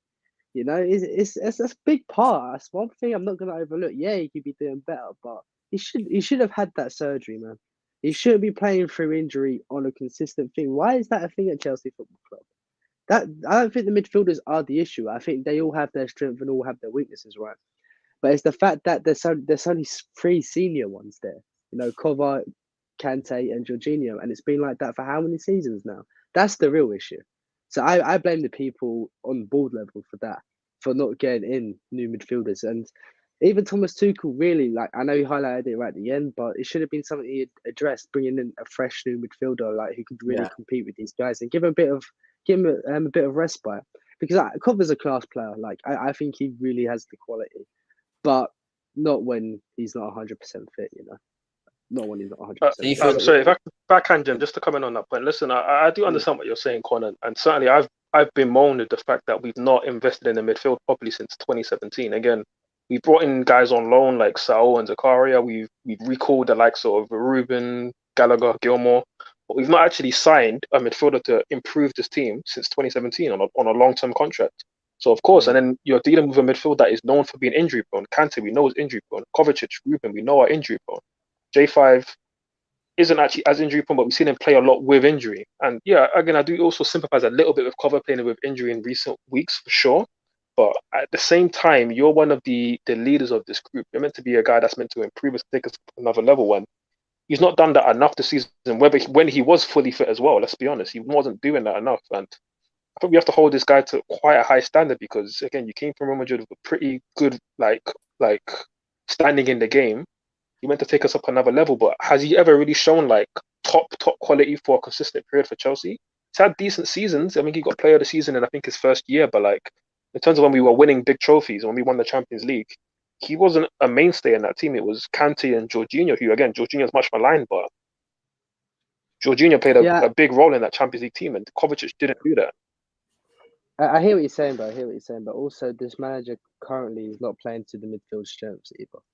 Like, I don't understand the point of playing Jorginho if your aim is not to have 60+% possession of the football, you know? Like, what is the point of having him in there at that point? Same with Kovacic, they're possession-based players and you're not playing possession-based football, you know? So it's also, they're not really being played to their strengths and they're having to do jobs that really they probably shouldn't be put in a position to do anyway. So, like, I'm not excusing them because they need to do better 100%, but I would definitely... Yeah, I definitely applied context when there is some, and I feel like they're not being utilised properly, and obviously they don't have that respite because they always have to play through some sort of injury at Chelsea Football Club for some reason. You said system, so do you think it's the specific system that we've been playing that doesn't benefit the players, them two specifically, in their performances? So are they just not able to be consistent in what we ask them to do because of the way the managers are setting up? Is what we're saying. I believe it plays a part. Yeah, I'm not going to totally excuse them and give them free license to play poorly because I don't think they're being utilised properly. But I definitely think it does play a part. Yeah, because Jem, if you're going to play Jorginho in a football team, right? If you're a manager and you're sticking Jorginho in your team, what is one of the first things that come to mind with Jorginho? Possession, right? Yeah. So why are you not looking to keep the ball when you're playing someone like Jorginho midfield? Because if that's not your intention, then why play him in the first place? Play Zakaria, play anyone else. You know, play someone who's a bit more physical, you know, who can cover ground a lot better. Don't play someone like a reducer, you know. Like, it doesn't make sense to me. It doesn't. So basically, by the sounds of it, we just don't have the right profile of players to play the system how we want, if that makes sense, because we haven't got the midfielders that we know this anyway. We need specific midfielders in to get the best out of the system. Yeah, 100%. And that's the thing, Jim, as well. Like, setting up in like mid blocks or low blocks sometimes and try being problematic. Like, yeah, that can keep you clean sheets, but holding on to the football. Like, Sarri's season was perfect for that because if you look at Sarri's back line, it was Kepa, Rudiger, David Luiz, Azpilicueta, and Alonso, flipped with Emerson too. So, and we had the third best defensive record in England because why? Because we had the ball so much. And sometimes, yeah, it's boring where you're constantly recycling the ball, but it's a good way to defend, you know. So hopefully Potter takes that on board too. To be honest, I didn't enjoy Sarri ball. I'll be honest with you guys. I didn't like. I get what you mean in terms of in its own way, it had that Tuchel way about it in terms of like we used to keep a lot of the ball and we keep moving it, and it was just that obviously with the Sarri team, he had more creativity in it, if that makes sense, for it to work better, if that makes sense in terms of the individuals that are in it. You had an elite player up front. You had somebody who could win games on his own. That was the major difference. So yeah, we played a controlling type of football similar to Tuchel, and different but similar in the fact that you're controlling a lot of the game. Yeah. But you have somebody who you can receive the ball in static positions and then go past 2-3 players and make something incredible happen by himself. We haven't even got a glimmer. It was like Pedro too. Pedro was pretty crazy. Yeah, Pedro, 2-footed player, he can go past players, he can shoot on either foot. Even Willian, again, Willian was much maligned it, but that again, obviously he was converted from left wing to right wing to make way for Hazard, which of course makes sense. But even he at least mastered some elements of his game where he could be effective on the right wing, like that ability to just get the ball stopped and then accelerate past his left back and then whipping across or do whatever. That was effective, and again, that ability to go past the player 1v1, nobody in this team has that in the attacking areas. So when you're doing that, trying to play possession style football, it just doesn't work. It just does not add up at all. But I suppose if you're not always looking to try to score and like you're just trying to see out a game, see out a result, just keeping the ball. And under Potter, it just looks so poor trying to string more than 5 passes together. You know, if we're not hitting in transition, we look horrible on the ball. Absolutely horrid. I was at the Arsenal game, Con, and I get the system and missing players playing out of position and maybe not suiting them and whatever. But some of the things that I was watching, bro, they couldn't even do the basics, man. And their football, I'm talking about 2-yard passes, you know, just clearing the ball when you've got pressure on you rather than trying to take 2 or 3 players on when you're in your own box. Do you know what I mean? Like Ruben Loftus-Cheek done that a couple of times in the Arsenal game. Like there's just little things that are just like the fundamental basics in football that they just weren't doing. And on top of that, it's then the energy levels. It's like the Arsenal game was a good example for me of a team which just didn't look comfortable anyway. But at the same time, some of the performances for some of the players on the pitch, they just didn't look like they wanted to be there. They didn't care. There was no, that's what it felt like watching them from the Matthew Harding low. It was horrible to watch. And that's what annoys me, because even though we know systems and certain players not being able to play in certain positions, or it doesn't bring the best out of them, I get that. I agree. I think that across board makes sense. Where I can't defend these players is where they don't show anything, or they're just not doing the basics. And we seem to have a couple players that seem to just have literally a fart in their brain in between games. And I don't get it. It happens too much. When we concede goals, why do we usually concede a lot of our goals? Because we switch off, because we make an individual mistake. Like, do you get what I mean? That's a problem. Yeah, 100%. And like, as much as I did not rate Timo Werner, right? Like, I really didn't rate Timo Werner. But even when he was playing horrible, he was still working so hard every game. Exactly. And like, with these players, it feels like if they're not playing at a level they feel like they should be playing at, then I'm not even going to try. Like, it's basically like, oh, it's not working for me today, is what it is. I'm just going to chill. It's like, what is that mentality? Like, even if you're playing poorly, still have the effort at least. If you don't have the effort and the quality, then what's the point of you even being at Chelsea Football Club? Exactly. 100%. And also, just to add on that as well, like I saw a clip of it. Like, I'm literally watching a clip of it just now because, again, I didn't watch the end of the game, but like seeing like a little brawl at the end of the game, Havertz pushing and shoving some guy and whatnot. Like, why are you showing fight after the whistle's blown? Show that fight in the 90 minutes. Go and get a goal. Go and look like you're going to be a team that can actually threaten Newcastle's back line. And it did not look like Chelsea were able to do that over 90 minutes. And yet these guys are showing fight after the whistle. Like, no one cares. It's not the first time either. Was it Brighton or Arsenal we did that? Well, yeah. After the whistle blew. Arsenal, we did that bit with Jorginho and Xhaka. Tottenham as well, of course, with Tuchel and everything that happened there. But yeah, man. Fairly recently, I don't know if it was Man City or the game before. I think it was one of those. No, it wasn't Man City. It was the game before that. Arsenal, maybe it was Man United. Maybe it was Man United as well. It's just like, remember, why do Sancho and Casemiro were getting onto Jorginho, and then Jorginho was just lapping it up. But listen, man, we know what these guys are, man. At the end of the day, they're not just spineless, but they've also not got the talent or ability that we've seen from previous Chelsea teams. And again, the sooner we flush these guys out, and hopefully with this new recruitment team that's being embedded in place, we identify the right profiles and build a proper football team, because we've not seen it in years, and we're seeing now that you just can't keep piecing together a player there, a big name there, a big name there. I think it's going to work. It just doesn't gel like that. You need to, again, people hate the word, but you need to build a process. You need to build a team the right way, and that's how you have sustainable success.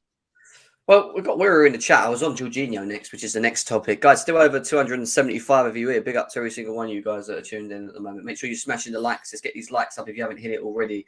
We were talking about Ampadu and Jorginho, and then he came out and said after that about, what did he say, Jim? Just admits if starting Jorginho in a pivot makes us look lethargic and we don't kill games off early or with intensity. You've just used two words there, which I mean, do you know what? I'm going to let Con answer this one actually, and I'll say after. Con, I mean, Jorginho's performance yesterday, and obviously your thoughts on Jorginho as well as a player and at Chelsea.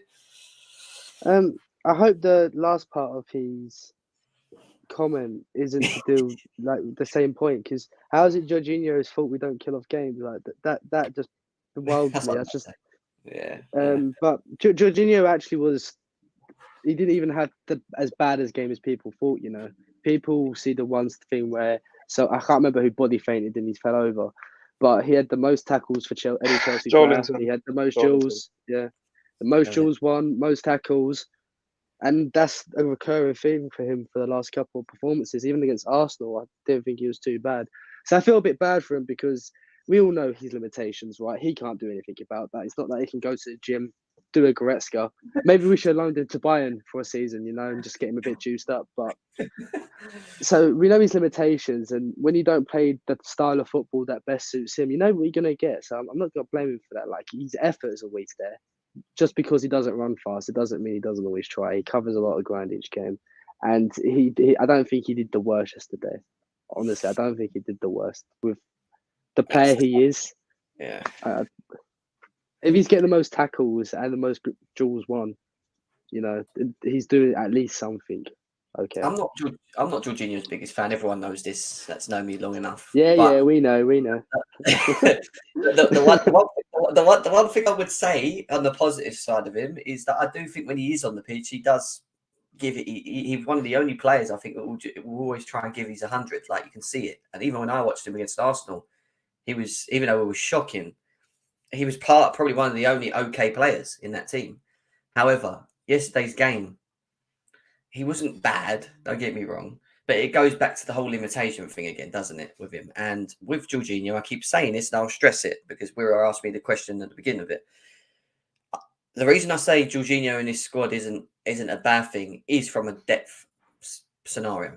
I don't want him starting every game, especially when you're trying to challenge for leagues. I don't think he's the type of player that we bring. I think when you bring Jorginho in is when you're winning games and you want control of the game. You bring him in and he controls the game and he navigates it with his passing ability, and that's his strengths. That's what he does. When you're asking Jorginho to bring a lot of intensity to our game and break forward and pass the balls quickly, even though I've seen him do it in recent of one game, it's just not his game again. And this is why you don't see it consistently with him, because it's not something that is built in Jorginho to do. Speed up our game and give us quick, fast transitions. But yesterday, I thought him and Kovacic just struggled. They struggled massively for me. And obviously, I gave Kovacic a 2. And Jorginho, I don't think was as bad. At the same time, I don't think he was any effective, if that makes sense, in terms of the midfield and winning the battle there. I thought Bruno had them both in his back pocket, if you want an honest opinion. But forward, what was your thoughts on it, man? Yeah, again, I can't really be surprised watching that Jorginho performance. Again, we know the player what he is at this point in time. I'm not watching expecting fight or amazing hustle or amazing athletic attributes, right? Like, to be honest, I'm not even that big of a fan on wanting to see fight from players. If I want to see fight, I'll go watch the UFC. I'll go watch boxing. Like, that's not really what I'm here for. I'm here for seeing these guys use skills that I'm not able to do because I don't train football every single day that these guys do. I want to see abilities from these guys that impresses me as from just a technical standpoint. And with Jorginho, like, at least with him, like, and what is actually I want to say impressed me because we've been poor, but what is at least been a good sign in recent weeks is that he's trying to be more progressive with his passing, and not just with the first time lofty balls over the top that he does, like with the inside of his foot, which he's been doing a bit more now, but with less loft on them. He's been playing it a bit more direct. In general, he's breaking the lines a bit with his passing, which is good.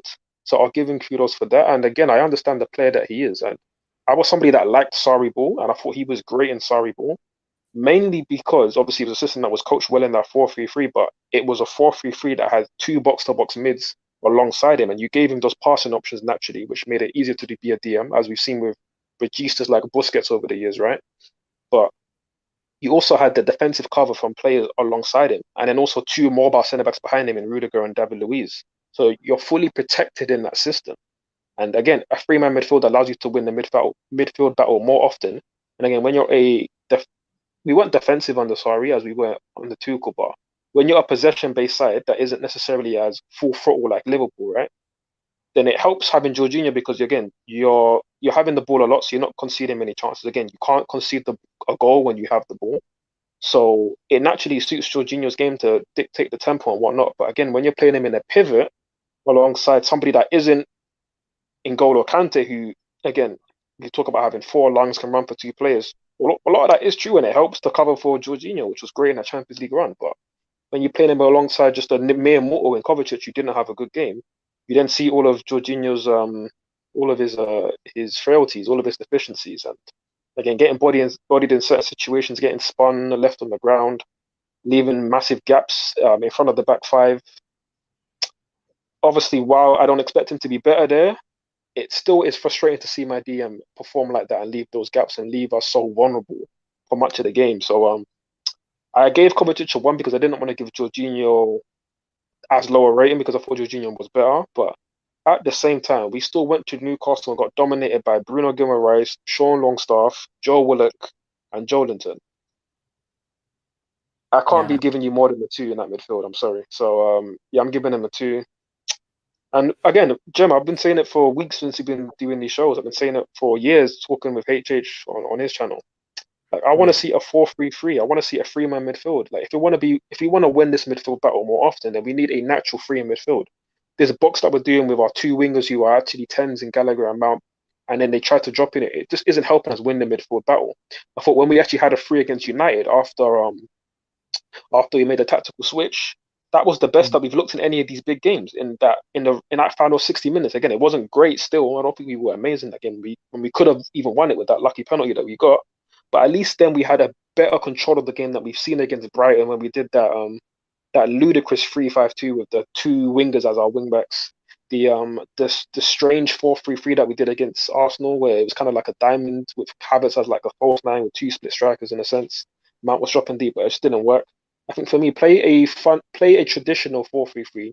Again, Con, obviously, he spoke highly about Kovacic, and I will admit that he isn't a pivot player. He suits playing as like a box-to-box mid as an 8. I think Ruben suits playing as a box-to-box 8 a lot more.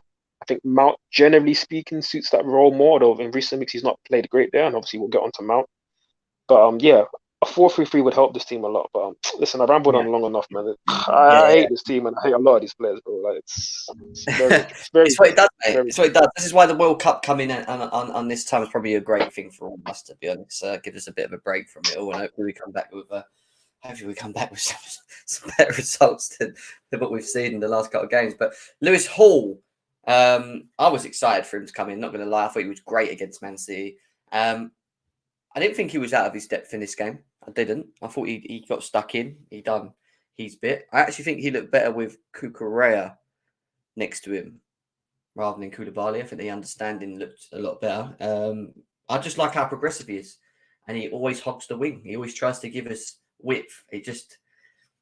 Too many players in the team yesterday just lacked the quality of their... and the level that they needed to be in their own performance, which is why I feel like everyone around just suffered, in my opinion. Yeah, I like Lewis Hall. He understands the role very well, the wing-back area. You can see it. You know, he gets forward and he times it perfectly. When it comes to getting back and defending and helping the team, he does that very well, covering that. So I'm impressed with him, to be honest. I like him. I'll give him a 6 for this game. Lewis Hall comes in. His Premier League debut away to Newcastle. Chelsea not in no real great form, obviously, onto that. But just looking at him specifically in his performance, what was your thoughts? I totally agree with you about, I think he looked better with Cucurella. I really like those two against Man City. I think they both brought the best out of each other. I didn't really do too bad yesterday. He wasn't as good as he was versus City, but I think he was one of our better players, man. And it's nice to see, 18 years of age playing out of position, because he's naturally a midfielder, right? And he has he wants to try, and I've been really impressed with him in the last 2 games, and I hope to see more of him. I'd give him probably a 5.5, just slightly above average. Do you think he's a player that definitely should be in the first team now? Like, and obviously Chilwell's out now, and we don't know how long that's going to be. But do you think if we're going to play the 3 at the back specifically, he has to be a starter, or do you think Cucurella will play there with Koulibaly as a left centre back? I'd like him to be an option, and a real option there, not just one where he's always on the bench, like Amari Hutchinson's been for the past couple of games. But definitely to be a serious contender there for sure. I don't want to use the word I want him to guarantee, because I think complacency is a big issue with this Chelsea team. Fair enough. Forward, Lewis Hall, what's your thoughts?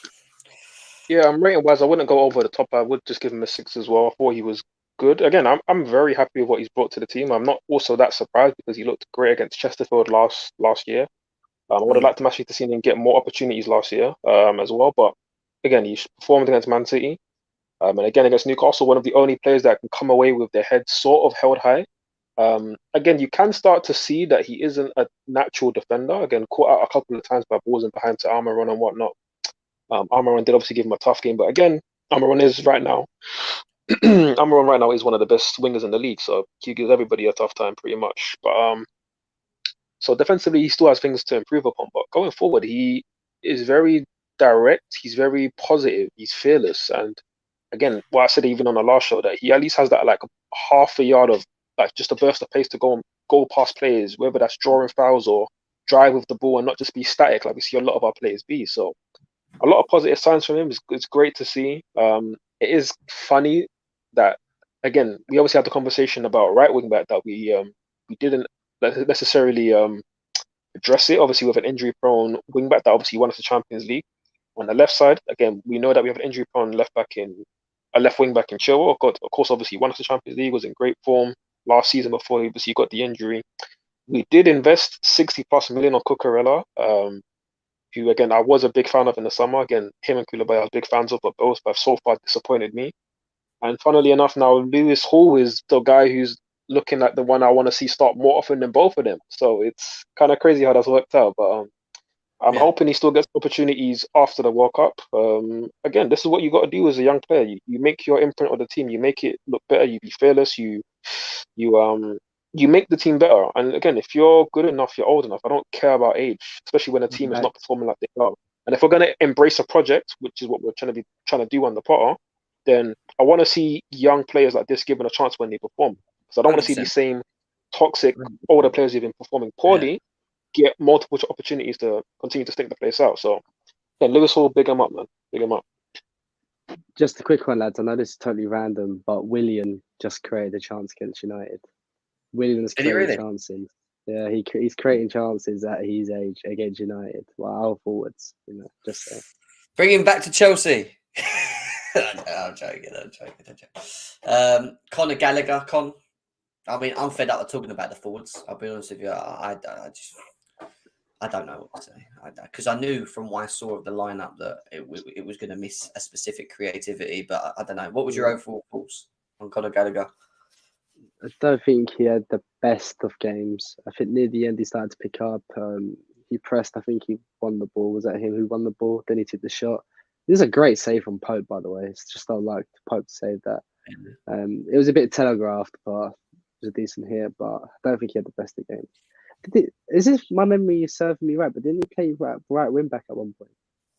Yeah, he played wing back second half when Pulisic came on. Did he? Yeah. Did he? I didn't know that. Yeah, he played wing back. Yeah, he played right wing back. Moved Aspie into defense. Oh no, sorry, we took Aspie out. We moved. We rejigged it with Koulibaly, Chalobah, Thiago Silva as the back 3, and then we moved Gallagher to wing back. Yeah.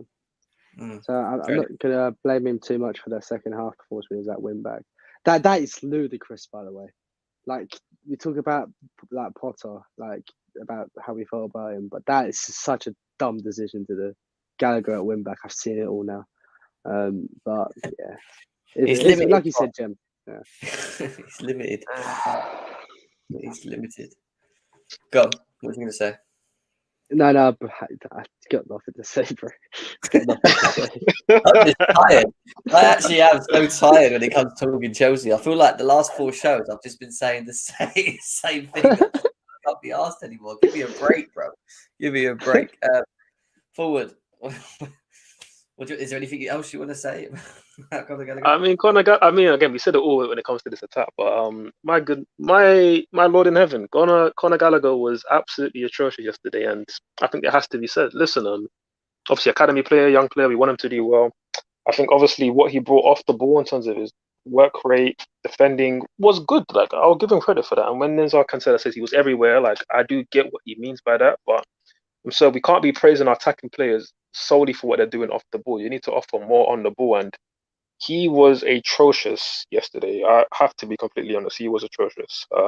Again, just little things like being able to scan the pitch before you receive the ball. He just doesn't have the ability to do that.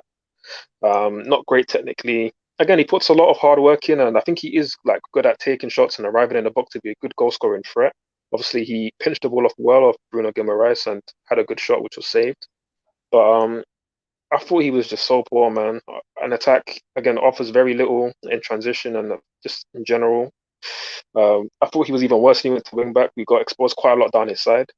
And then I didn't see the last 20 minutes, obviously, like I said before, so I don't know how he ended the game. But I'd give him a 1 if I'm honest, man. And it's, yeah, I really would, bro. I thought he looked inept. Like, I thought he literally looked out of his depth on many occasions on the pitch yesterday. And that's why it really was a displeasure watching it. Yeah, I really would give him a 1, bro. I can't lie.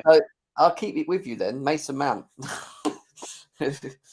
What are you rating Mason Mount for as you're talking? I'll have to give him a 1 as well. The generational baller.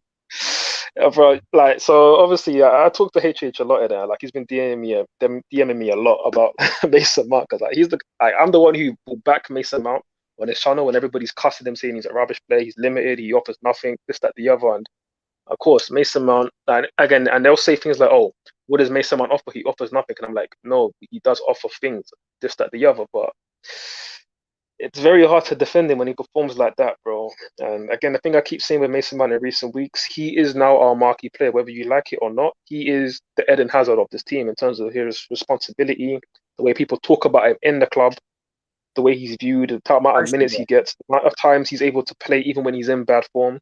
Like, he has all of that. He has the big, like, he is like the marquee player essentially, and he's now even holding out on a contract, I'm seeing as well. With only 18 months left on his deal, he wants a bigger contract than what Reece got. So, yeah, these are not good signs. So Mason Mount, I'd have to give him a 1 as well. Just abysmal. And I'm also worried about him in terms of his long-term future, because I've always said he has a world-class ceiling, and I thought that would be the case as like a midfielder, as like an 8, or maybe even later on like a pivot, like we saw Lampard transition later on when he won the Champions League in the pivot. But I just don't see the tactical intelligence, like in terms of being disciplined and playing in that midfield role. I feel like he's got so accustomed to wanting to be like the match winner and to be like sort of like having like this main character syndrome. You know, like how Gerrard used to play with Liverpool, like where he's like, oh, everything goes through me. I got to win us games. I'm like Roy of the Rovers. Like, it worked for Gerrard at Liverpool, but I just don't think Mount's gonna ever be that kind of player for us. So yeah, very worrying signs of the Mount. We saw, I don't know if you see it, there was a clip on going across Twitter of Eunice talking about him training, and obviously he had his thoughts on him not being good enough, and he saw him in training. He basically said that he gives 10 out of 10 in training. Out of everyone, he stands out, and the reason that managers pick him is because of his performances in training. He's so on point, he's so sharp, and his work rate's just different to the other players that are training. He's always like taking training very seriously, basically. So basically what he's saying is, when people say, well, why does Mason Mount get picked so much in the Chelsea team, it's because of what the managers are seeing from Mason Mount in training, maybe more than what they're seeing from others. But I'm not seeing much from him on the pitch at the moment, and he's suffering from it. And when the system's working and Mason Mount's playing well, then Chelsea in itself is usually playing, are on good vibes, is what I'm going to say, but it's just not haven't seen enough of him, of it, shall I say, especially in recent games. And he's another one that's just lacking effort, but just lacking something. Whether it's just a complete drop of the team's form that's just completely took him with it, or again, like you said, is it the responsibility of a boy that's 23 years old and set the standard so high, like he has done for the first 2 seasons at Chelsea, being the player of the seasons and whatever? And I don't know, but all I know is that he needs to rocket up his bum when he gets back. And obviously he put a comment out to say that, he's going to try and make it better next, after the World Cup when they come back and try and get these wins in, and they know that it's not acceptable. But I don't know, man.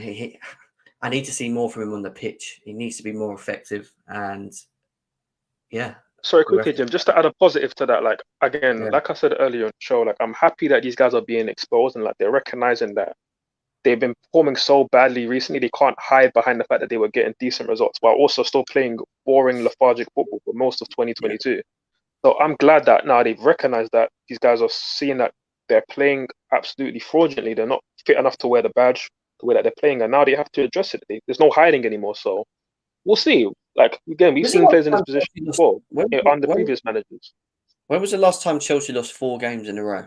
Because I always know that we lose games like 1 or 2, but then we bounce back and we win 1 or 2, and then we might lose again. But when have we actually lost 4 in a row like that? Yeah, I actually said it when you jumped off the stream trying to fix your mic. This is like, so we lost 3 games on the bounce in the league, and that's the first time that's happened since Mourinho's second stint, just before he got sacked. So that is 7 years since that. And I mean, 4 games in all competitions. Actually, it's not 4 because of Zagreb. Because obviously that one was after the Brighton loss. Yeah. But yeah, even, I mean, 4 losses in 5, with one of them being Zagreb as your win. That is abysmal form, and I don't think we've seen that many times in the last 10, 15 years. Cuzzy, you missed, obviously, the beginning of the show, mate. We spoke about tactics and systems and whatever, bro. We're not just now talking about players and scapegoating them and whatever. It's a player rating show now. So we're talking about the rating of the player of the game. It's not scapegoating. So if you want to listen to the tactics and systems and what we said on that, rewind it for about 45 minutes, mate, and you'll find it there. Con, what are you saying? Mason Mount, the poster boy of Chelsea Football Club. What are we saying? I think it might be your poster boy, bro, but he's not mine. Sorry, yours is Jorginho, isn't it? Sorry. Yeah. Nah, bro, mine's Thiago Silva. With Mason Mount, it's a player I like, right? But this season, he's just been crap. Call a spade a spade. And if you want more money than Reece James, is that what Forward said? He wants more than Reece James. Yeah. He's holding up for more. Then you have to show it on the pitch, because when Reece James is playing and when he's not playing, like, you notice the difference without Reece James. And when Reece James is playing, he's the Eden Hazard of this football team. We play so much better with our right back. That sounds so crazy to say, but it's true. So he deserves that money. There's nothing to show that this guy deserves that money. Ever since Norwich went down, his goal contributions have gone down with him. I don't want to be harsh. I just did what man said. Oh, that is mad. I hope Johnny's not in the chat, Con, otherwise you're in trouble, mate. That's what I'm going to say. No, but that's the thing. Like, if someone like Johnny, like, who absolutely adores him, right, and thinks he's this generation baller, how are you not the first person calling him out then? Because if you hold him to that standard and you're seeing what you're seeing, how are you not calling that out? I don't get it. Because he has been abysmal this season. And I thought at first it was just poor form. He would play back into form. I think he had like a couple of good games, and then he went back off a cliff again. And then what we get, no performances on the pitch. We just get some people saying he's good in training, and then an Instagram post saying, "Oh, we'd be better." Like, shut up, man. They don't care about your shitty Instagram post. Like, it's just like, I'm sorry. Like, I'd rather him just shut his mouth and just go enjoy his World Cup. Like, I don't want to hear from him. Like, he's been that bad, and then he just strolls around like Mr. Chelsea. No, you're not Mr. Chelsea, mate. You're a Portsmouth fan. Like, piss off. Like, he's really done my head in the season, and I like him. But look how I'm talking about him. It's how much he's frustrated me. Yeah, because again, it's not that I think Chelsea fans do this, but I think we do look at him as being one of the players that when shit gets tough, you want him to step up. I just don't know whether he's the right player to be looking at to do that. He's not for me. And Forward said he's like the Eden Hazard of Chelsea in terms of the overall. We're talking about not the ability, but the overall picture. I I think he has had a good 2 seasons, and he has set the standards for himself, and he has dropped. And whether it's because he played 200, he's nearly had 200 appearances for Chelsea, and he's only 23 years old. Whether that's to do with him being overplayed and other question marks or whatever, I think there's a couple of things with Mason Mount in terms of factor. But I agree. And I think Jim, yeah. Sorry, bro. Do you know what don't help? It's when Graham Potter comes out and says Mason Mount's a player that you just have to keep playing as he gets a flow. Like, what is that crap? Yeah, Like, rhythm. he's playing poorly, and basically what you're saying is, don't worry, you're going to keep playing just so you can get back in your rhythm. Like, what is that for man management? Like, what am I hearing? You know, that's why I think at Chelsea right now, it's just a shambles everywhere from top to bottom. Yeah. Proper shambles. And that's why for me, like I liked Potter at Brighton, and obviously again, you don't know if a manager is good enough for the big level until they get the chance to do it, and we're gonna find out with Potter. But I mean, I wanted us to be patient with Tuchel and at least wait. Again, I thought we were gonna have a bad season from the start. I didn't maybe think it would be this bad, but I wanted us just to ride it out and then get Luis Enrique after the World Cup, because at least then we know what we have a manager who's managed big clubs, he's managed big egos, no egos bigger than the ones you're gonna find at Barcelona. And that's somebody who can make the tough decisions. And I don't know if Potter's going to be able to do that because, again, I don't think ability-wise he's Eden Hazard level, but his influence at the club, the way people speak about him, Mason Mount pretty much is that for us right now. And it doesn't look like Potter's able to drop him or to not cater to his needs. So but it's scary. Again, does that go back to what I said about the training? And obviously Eunice come out with that comment saying that he trains the hardest and he looks on it and sharp and whatever. But where is that on the pitch then?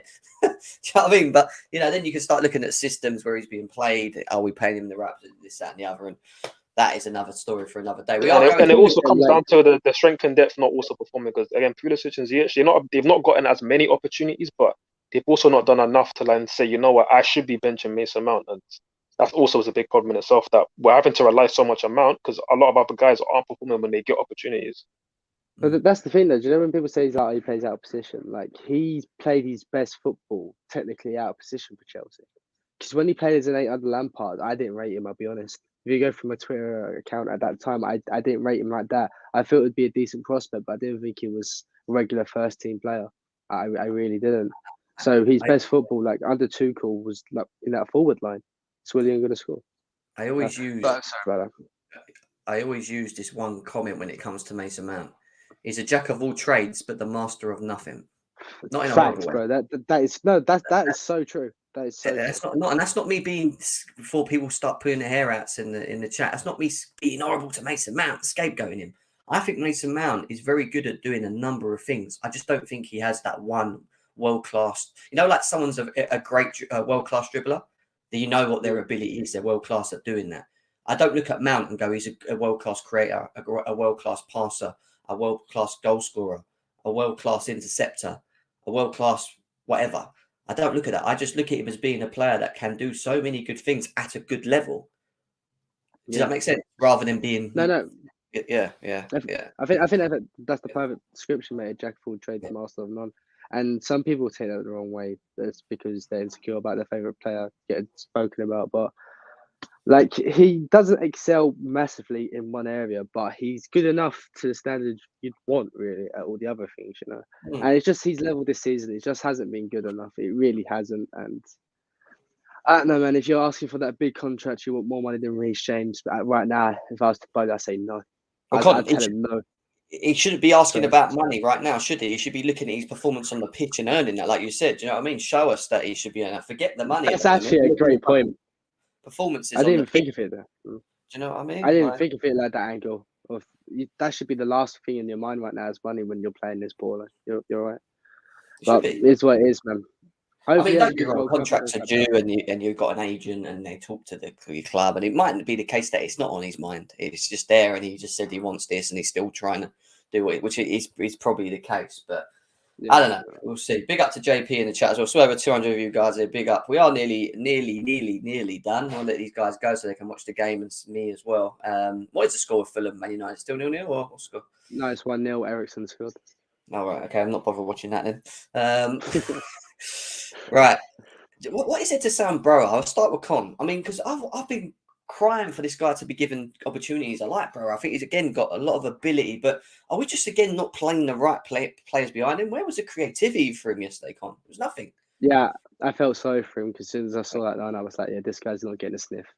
And that's been an issue at Chelsea for a while. Like, even though we all bash Lukaku for the things he said, and sometimes he didn't try enough to help himself, he still didn't get enough service. It's a recurring problem with Chelsea that our strikers did not get the service they need. And yesterday was no different. I really felt for him. Really did feel for him yesterday.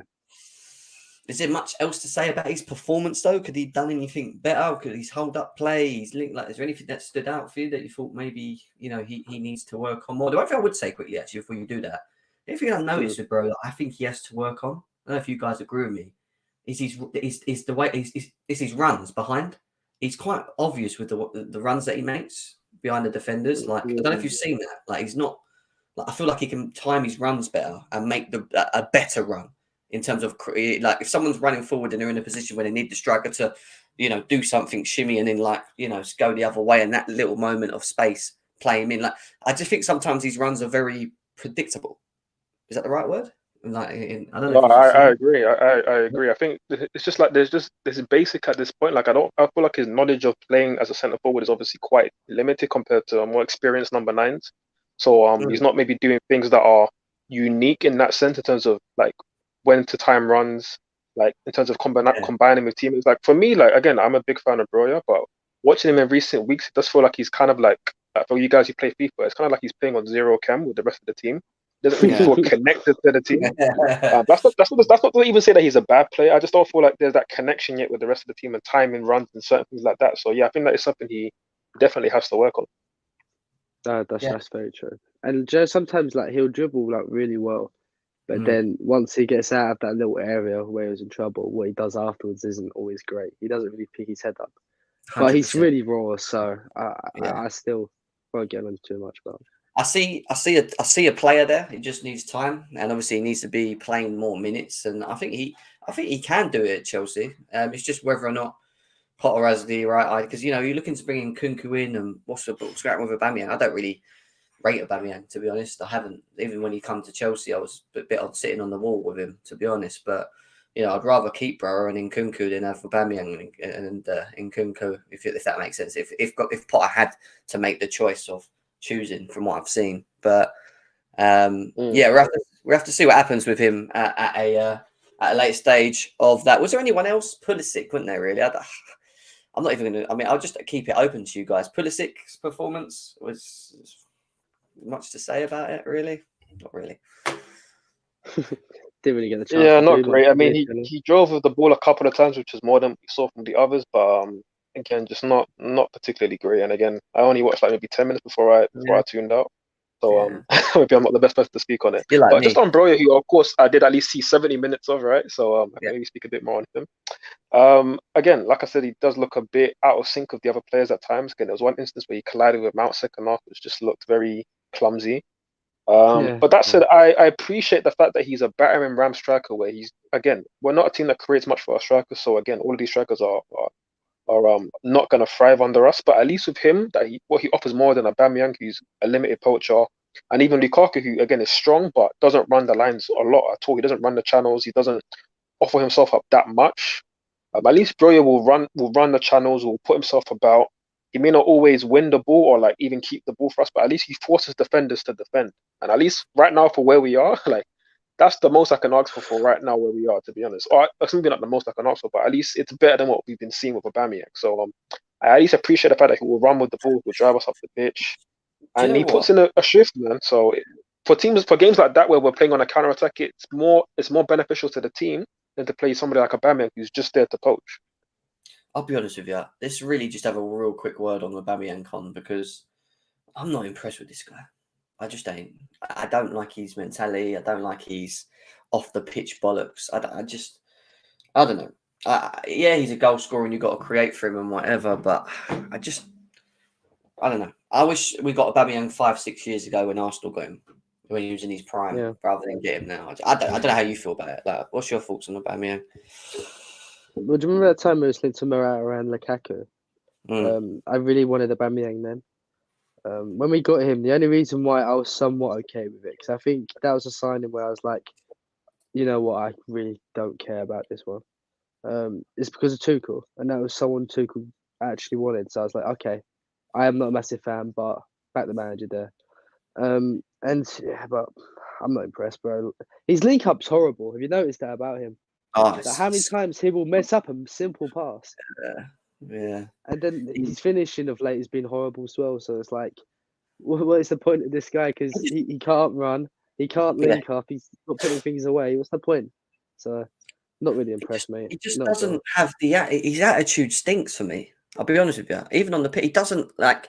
He looks like one of them players that's just come for some money and just don't really care. It's just like, yeah, I'll play if I get asked to play, and if you create for me, I'll put a couple in. But if you don't get me involved, then I'll just waste time. That's the attitude. That's what I get from him forward. I don't know if you feel that when you watch him. I mean, to be honest, like again, we don't know for sure, but I would go as far to say is that's pretty much a fact. I mean, if we assess the situation for what it was, like he didn't really want to leave Barcelona again. That's the club that his grandfather wanted him to play for.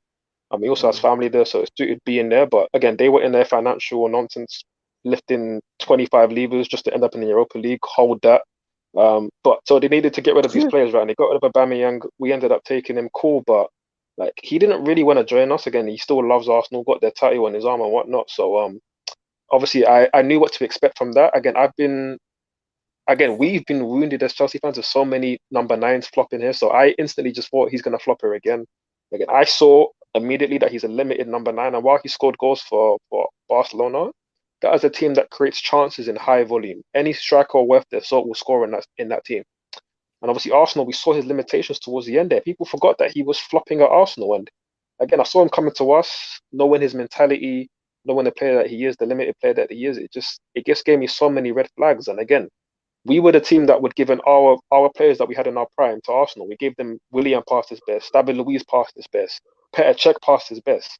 And now we're getting Aubameyang second hand. Like it just told me from there that it wasn't going to work out. And lo and behold, it's not worked out. And lo and behold, even worse than they're not working out on the pitch, he's going to show in his true colours that we already kind of knew was going to be the case, but we knew he didn't care. And I said it on the last show, he showed us that he's a mercenary. Because there, after an embarrassing L to our rivals, he's there liking Troops' tweet about, what is it, nothing personal and all that nonsense. He's liking that tweet on Insta. Like, bro, like, again, I know you don't care about us, but at least pretend like you do. And he's not even showing that. So, okay, as soon as we get rid of him, the bell. Sorry, it's a bit of a change of subject. Do you know one thing that really pissed me off against Man City? When Chelsea were losing and it showed us the sideline and Sterling was laughing with someone. That really annoyed me. Yeah. Like after the game, have your hugs and all that. But during the game when your team's losing, don't be standing there laughing. Like just don't be doing that. That really got to me, I can't lie. I mean, I even said the same with Sterling. I think Sterling is better than Aubameyang and he'll offer more for the club. But again, that was a player that it's comfortable for him to come back to London again. He's a London boy, grew up here. He wasn't favoured at City, so to come here on a good contract, like it just felt comfortable for him. These aren't guys with a lot to prove, and that's why I say don't sign second-hand players from our rivals. Go and sign up-and-coming guys who are hungry to prove their name at the top level. Go and sign your Nkukus. Go and sign Rafael Leao. Go and sign these guys. Don't go and give big contracts to guys who've already done it in the game and aren't hungry and want to prove themselves, because you'll get that mentality which isn't hungry. They're just going through the motions a lot of the time. And then a team that is suffering like we are, we can't afford to be carrying those kind of people. But to be fair though, Sterling did look good under Tuchel though. He did actually. He had more. I think in the way that he was played under Tuchel, it was more of like Tuchel. You could tell Tuchel made him the focal point.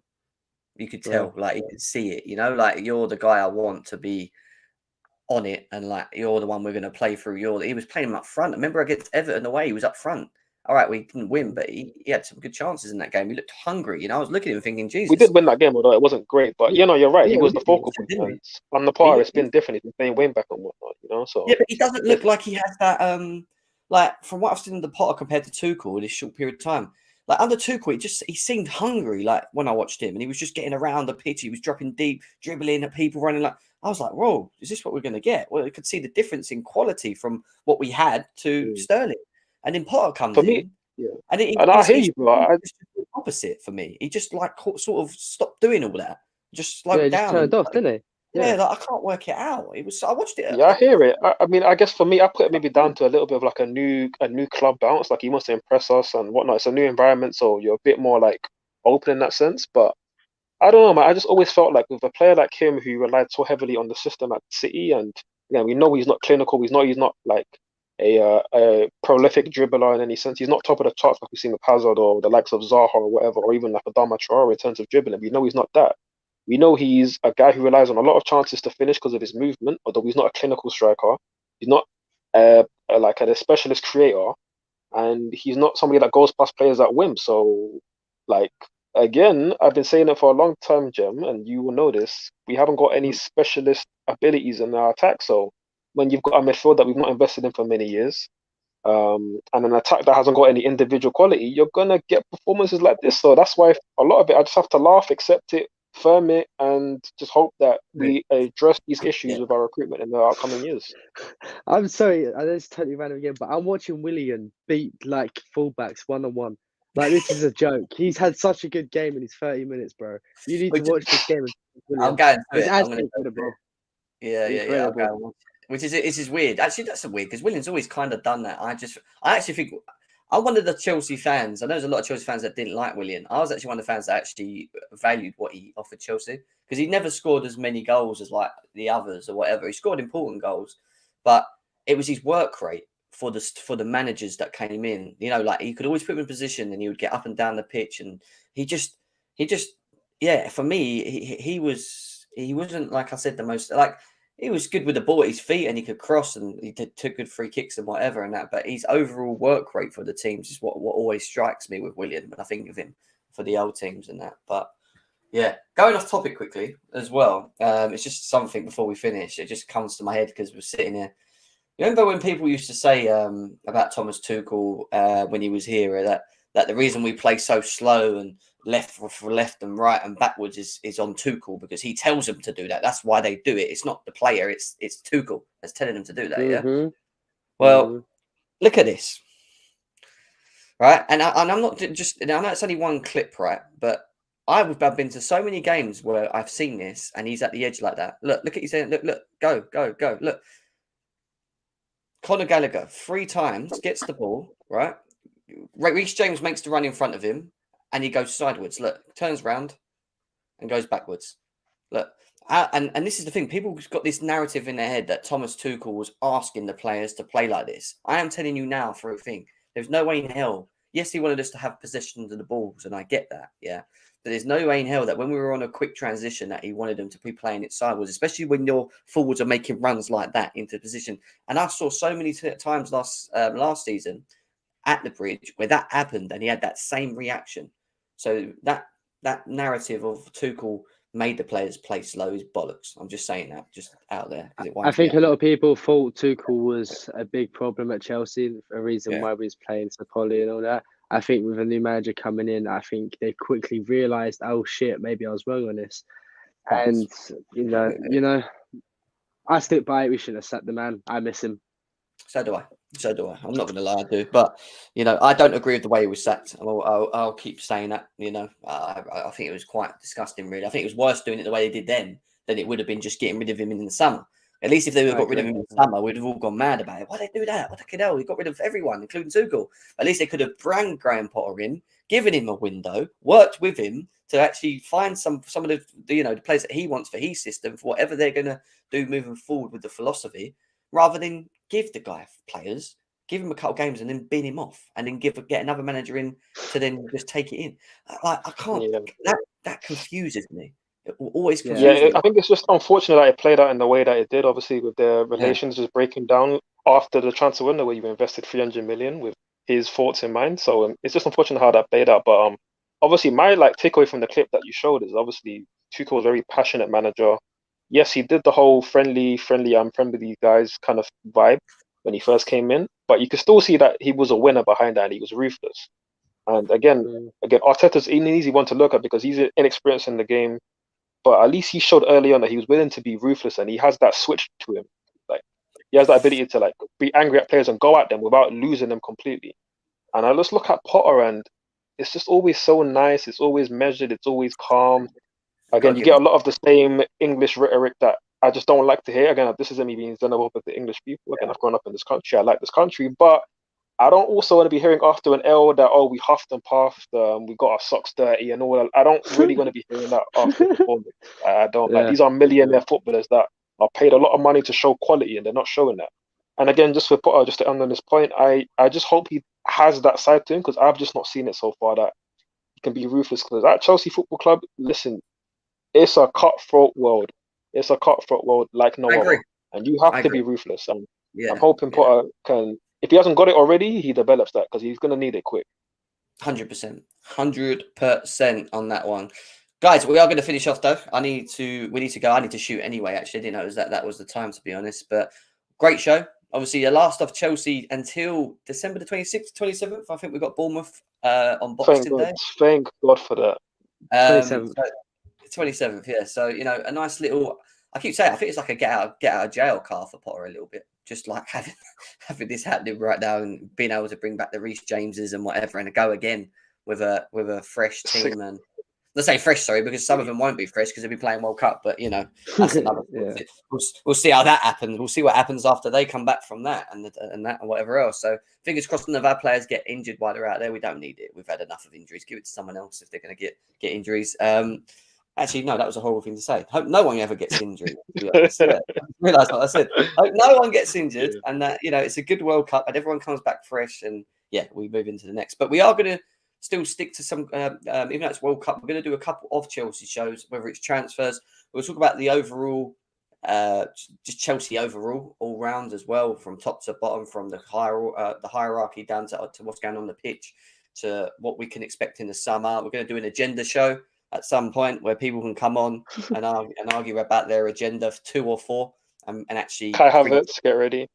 But bring knowledge, bring stacks, and back it up. It's not just going to be Mount is shit. Okay, why? Well, no, it's just shit. Well, tell me why. No, it's going to be. You get a lot of them Twitter dicks, unfortunately, that do all that on there. That's why I stay out of a lot of spaces, as Con already knows, on Twitter, because we got a lot of people like that on there. But no, it's going to be a show based on people that are going to come and bring their thoughts and their ideas, and then why they feel the way they feel, with a bit of stats, a bit of eye test, and whatever. So that's all going to happen at some point as well, guys. But Con, bro, thank you for coming on again. It's been a while. It'd be good to have you on again very soon, my man. Well, congratulations on your 200k as well on Twitter. Congratulations. Thank you.